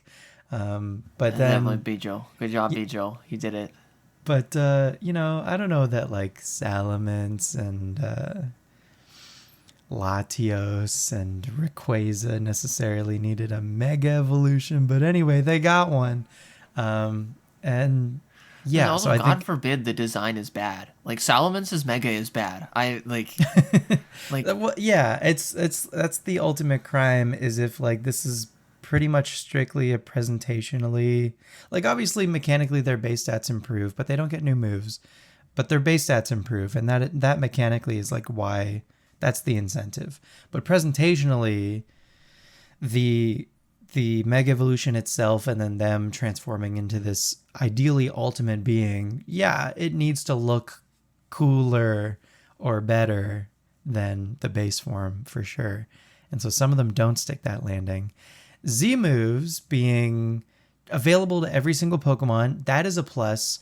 The issue, I think, with Z moves is just the volatility of them and how they could be kind of unpredictable both ways. Like, Z moves could just get protected, and then there's your Z move for the fight gone.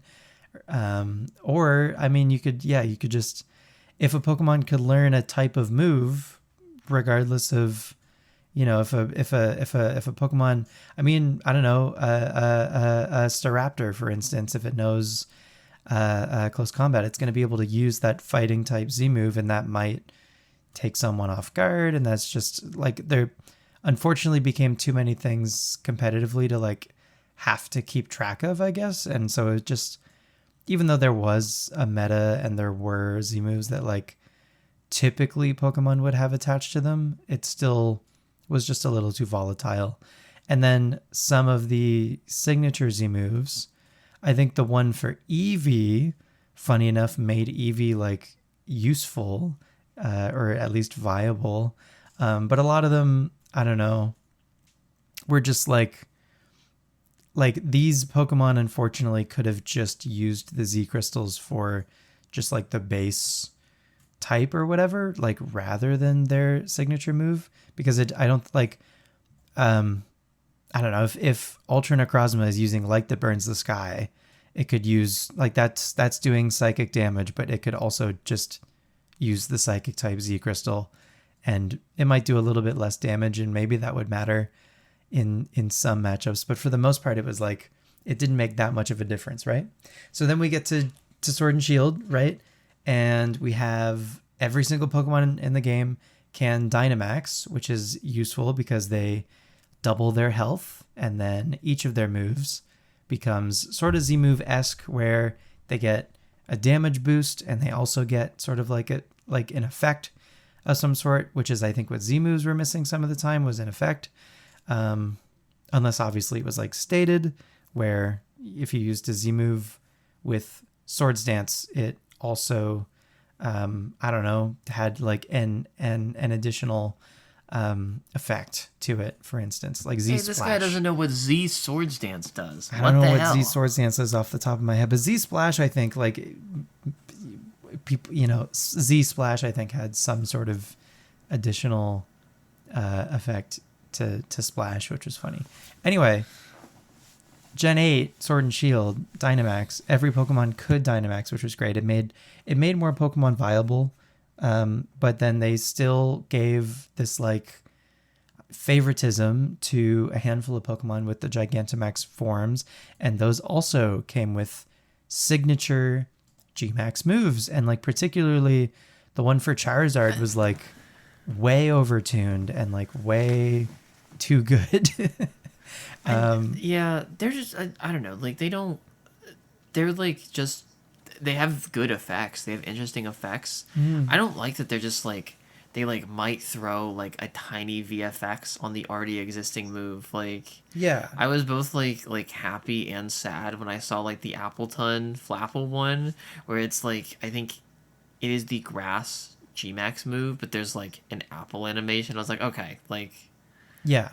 like y'all know how to like use Canva, I guess. Like that's that's cool.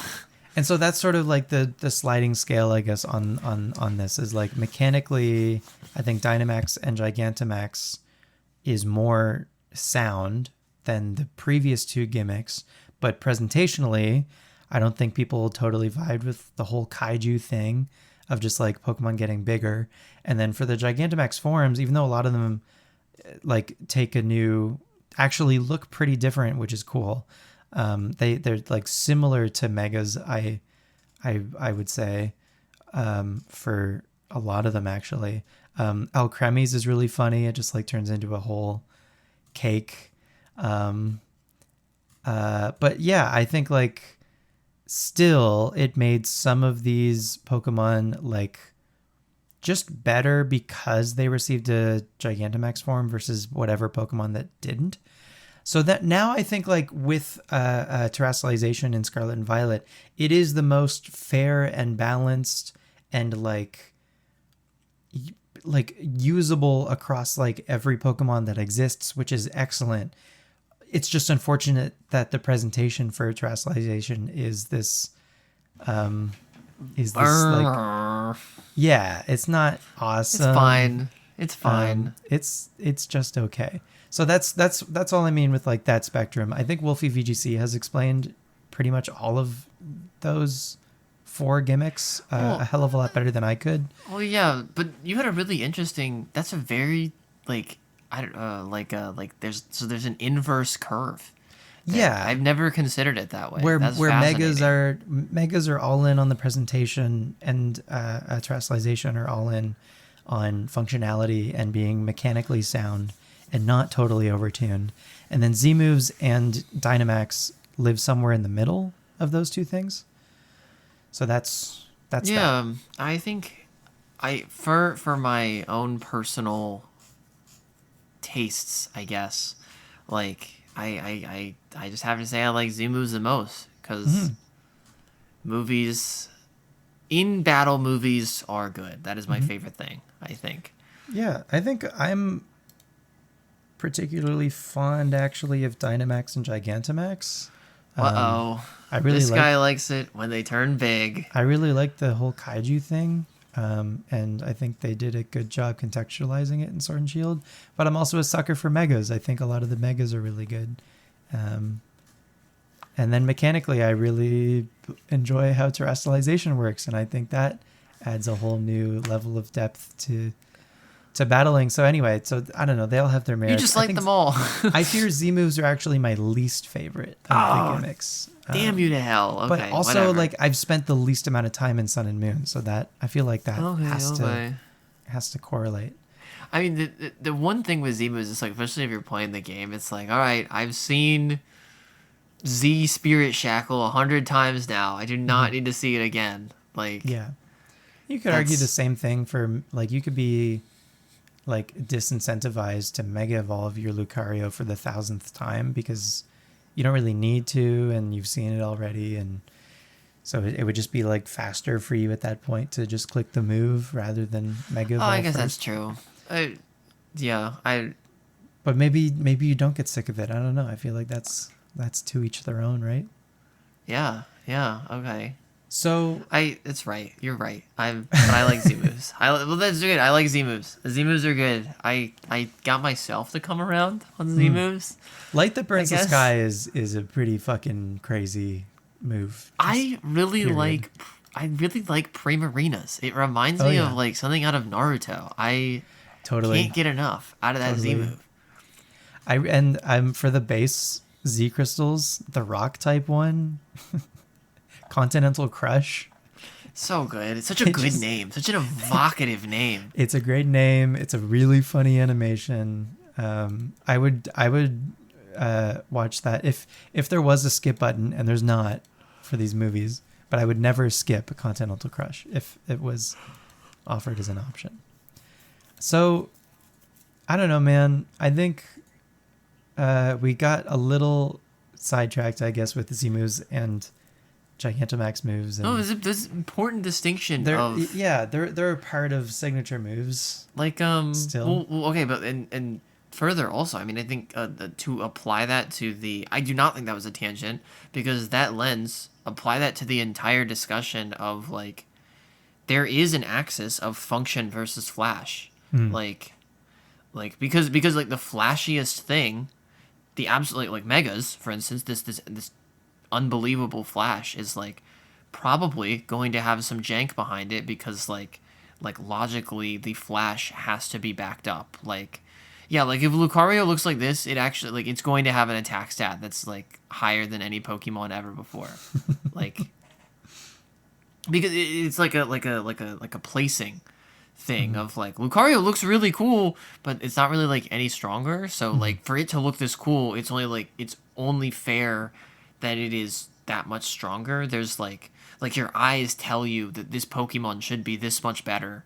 And so there's, I feel like Mega Garchomp, for instance, I have heard is a letdown because its stats do not reflect the Mega name. Like, the upgrades do not affect the Mega name. Yeah, but it ends up being slower than regular Garchomp, which is a letdown. Yeah, that's just... If you're outspeeding something, and then you Mega, and then suddenly you're slower, that doesn't feel good. Yeah, that doesn't feel right. So, like there's, like, there are even letdowns in regards to what you're saying, but then just that axis of, like, I want my crazy good storytelling, but I have to, like, I feel like there has to be some respect given, like, just I don't know, kind of, like, knowing their own, like, risk reward structure is, like, maybe not too crazy because it could ruin the game. Like, maybe I don't want. Yeah, maybe I don't want megas as mega as they are, because it sort of messes up it could mess up my play a little bit, but I hadn't considered, I don't know, because I always I exclusively, like, interpret these things through the lens of storytelling, but I had not connected those two before, so I think it's a very good way to, I guess, like, rationalize with this, because there is storytelling in the mechanics as well, and so, like, I agree with you, Gigantamax is probably, like, the most, and especially because, like, they balance for VGC, so yeah, it's, like, it's pretty fun, and it's pretty balanced, Like, It, everybody relatively wins. speaking, I mean, they definitely overtuned Charizard, but I don't know. It's Charizard. What are you gonna do? Hey, everybody, it's Charizard. Have you heard of this Hey, do you know Pokemon? that Charizard is broken? Do you know that Charizard is in Sword and Shield, and you can get one if you go to Leon's house after beating the game? Pro How tip. cool is that? Little, little lore for you. So, I guess to put a bow on this, you were mentioning Lucario. I mean, if I'm ever using a Lucario, or if you ever see a Lucario in a piece of media, it's gonna know Aura Sphere. There's no way like Okay, your maybe. Lucario is gonna know Aura Sphere, and the movie Lucario is gonna know Aura Sphere, and Riley's Lucario is gonna know Aura Sphere. Every Lucario, Cynthia's Lucario is gonna know Aura Sphere. This is a match made in heaven. This is a peas and carrots, a PB and J moment with Lucario and Aura Sphere. That's all I'm saying. See, when I think of Lucario, I think of Force Palm, but for Oh, okay, maybe cool. silly reasons. Isn't that cool though? But so what's the silly reason? I mean, it was really one of my, I don't know, like, it's not even like a founding experience. It's just one of the first ones I had. It had Force Palm in the demo, and I played the demo. Whenever my mom would take me to Walmart, I would go play that demo, and it's, okay, Lucario's going to use Force Palm now. And I think Totally. he gets it way before Aura Sphere, and I also Yeah. think Riley's, when you first run into him, he uses Force Palm. Yeah, and that also So, that's probably the first time you would encounter Force Palm. I think Force Palm, like Medicham gets it in Gen 4 or something. So it's not a signature move, but that's a very good point. That's another one of the points that we're trying to make is just even when a move isn't a signature, it still feels at home on a given Pokemon. And yeah, Force I'm Palm very on Lucario, that makes a lot of sense. I'm very charmed by this idea that, like, if the storytelling gets potent enough, there can be, like, the moves are characters. I think that's like the singularity of this, because it's like, yeah, like we are obviously characterized through our actions, but it's like in a very abstract way. Like, is Leaf Blade a character? And yes, it is. In this, to me, it is in this context of Leaf Blade existing in contextually to Sceptile. Like, the moves have become characters. The moves have the opportunity to become not, I mean, like characters asterisk, but like, yeah, they're their own characters, and Totally, that and that's not informs- exclusive to Pokemon either. I mean, Hadoken is, Hadoken is like that in and of itself, or Kamehameha, whatever. You just like do that motion to someone, like you can, you then I don't know, you connect with them, and they instantly know what you're about at that point. Yeah, I mean, this is. I mean, I agree. This is by no means unique to Pokemon, but I think any property. I guess I don't know, any character. I hate to say property. Sure. Any character, Feels- piece of art. Like, yeah, Feels I don't fiscal. like that. any character or piece of art that can pull this off. It's like that's storytelling power. That's special. It's special. It's like special between us as people, and it's special between you and a piece of art that an action can be characterized. So we would love to know, like what your favorite like Pokemon and move combos are. Write the show. I love it when that happens. Whether they're signature moves with your Pikachu and Volt Tackle situation, or whether again it's like a Charizard Seismic Toss situation, a Lucario Force Palm combo, anything like that. If you have a Pokemon and every time you play through a game, you always make sure that it has one move in particular, let us know. We'd love to know. We'd love to hear your stories. And Yeah, I'm like shy, I guess. Not well, sort of. I don't know. It's a complicated question. I read all the comments though. There's like we get some comments. I like reading them. Thanks for the comments, folks. Yeah. I haven't said that before. I like reading the stories that people provide because this is like so rambly. So it's like a actual like conversational flows happens because it's so big. Also, it's like a 2-hour YouTube video. It's like, oh, you make one comment and it's about like some random tangent that I can't even remember. It's like, oh yeah, that's awesome. Thank you, Jim Bob. It's like last week I like popped in about Lacey, and I don't even remember saying this, and somebody made a comment about it. I was like, oh, that's fun. Like how like how cool that we could connect over this interjection I had. How interesting. Yeah, but I don't know. I like it when you write in. Thanks for doing that. Closing remarks happening now. Do we know what we're gonna do next time? Oh yeah, of course. Oh yeah, yes. I said that last time. I see how easy like this stuff just goes in and out of my head. It takes a minute sometimes. But dear Seth wrote into the show. We're gonna be talking about. We're not doing reviews. We don't do game reviews on this show. I am adamant that we do not do game reviews. We're going to be talking about kind of and I get to use this word. We're going to be talking about the zeitgeist of a remake. What? So we talked about this in Johto. Sort like I was really gung ho about this in Johto, but it's like more so I guess more specific than what makes a Pokemon game to the players and to what is important to the players. What makes a remake? Because that's the thing now. We're gonna be talking remakes next time. That's all we got for you this time in Petalburg Woods. Until next time, you can find us outside of the woods as well. I'm on YouTube, famously, and we're both streaming on Twitch. I'm gonna get back into it just real soon, probably even before this stream. At Droomish _ and at Capreo _ Capreo's always on there. Go say hi. It would be great. Let us know what you thought, and leave us a review if you're on a podcasting service. If you're on YouTube, please like and subscribe to all the good YouTube stuff. And as always, leave your repels at home, and we will see you next time on Petalburg Woods.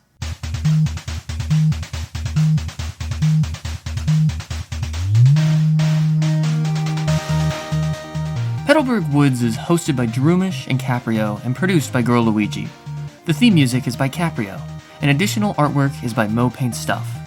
Let us know where you'd like to visit in the Pokémon Universe next. Email us at petalburgpod@gmail.com. And until then, leave your super repels at home and come visit us in the Petalburg Woods. See ya!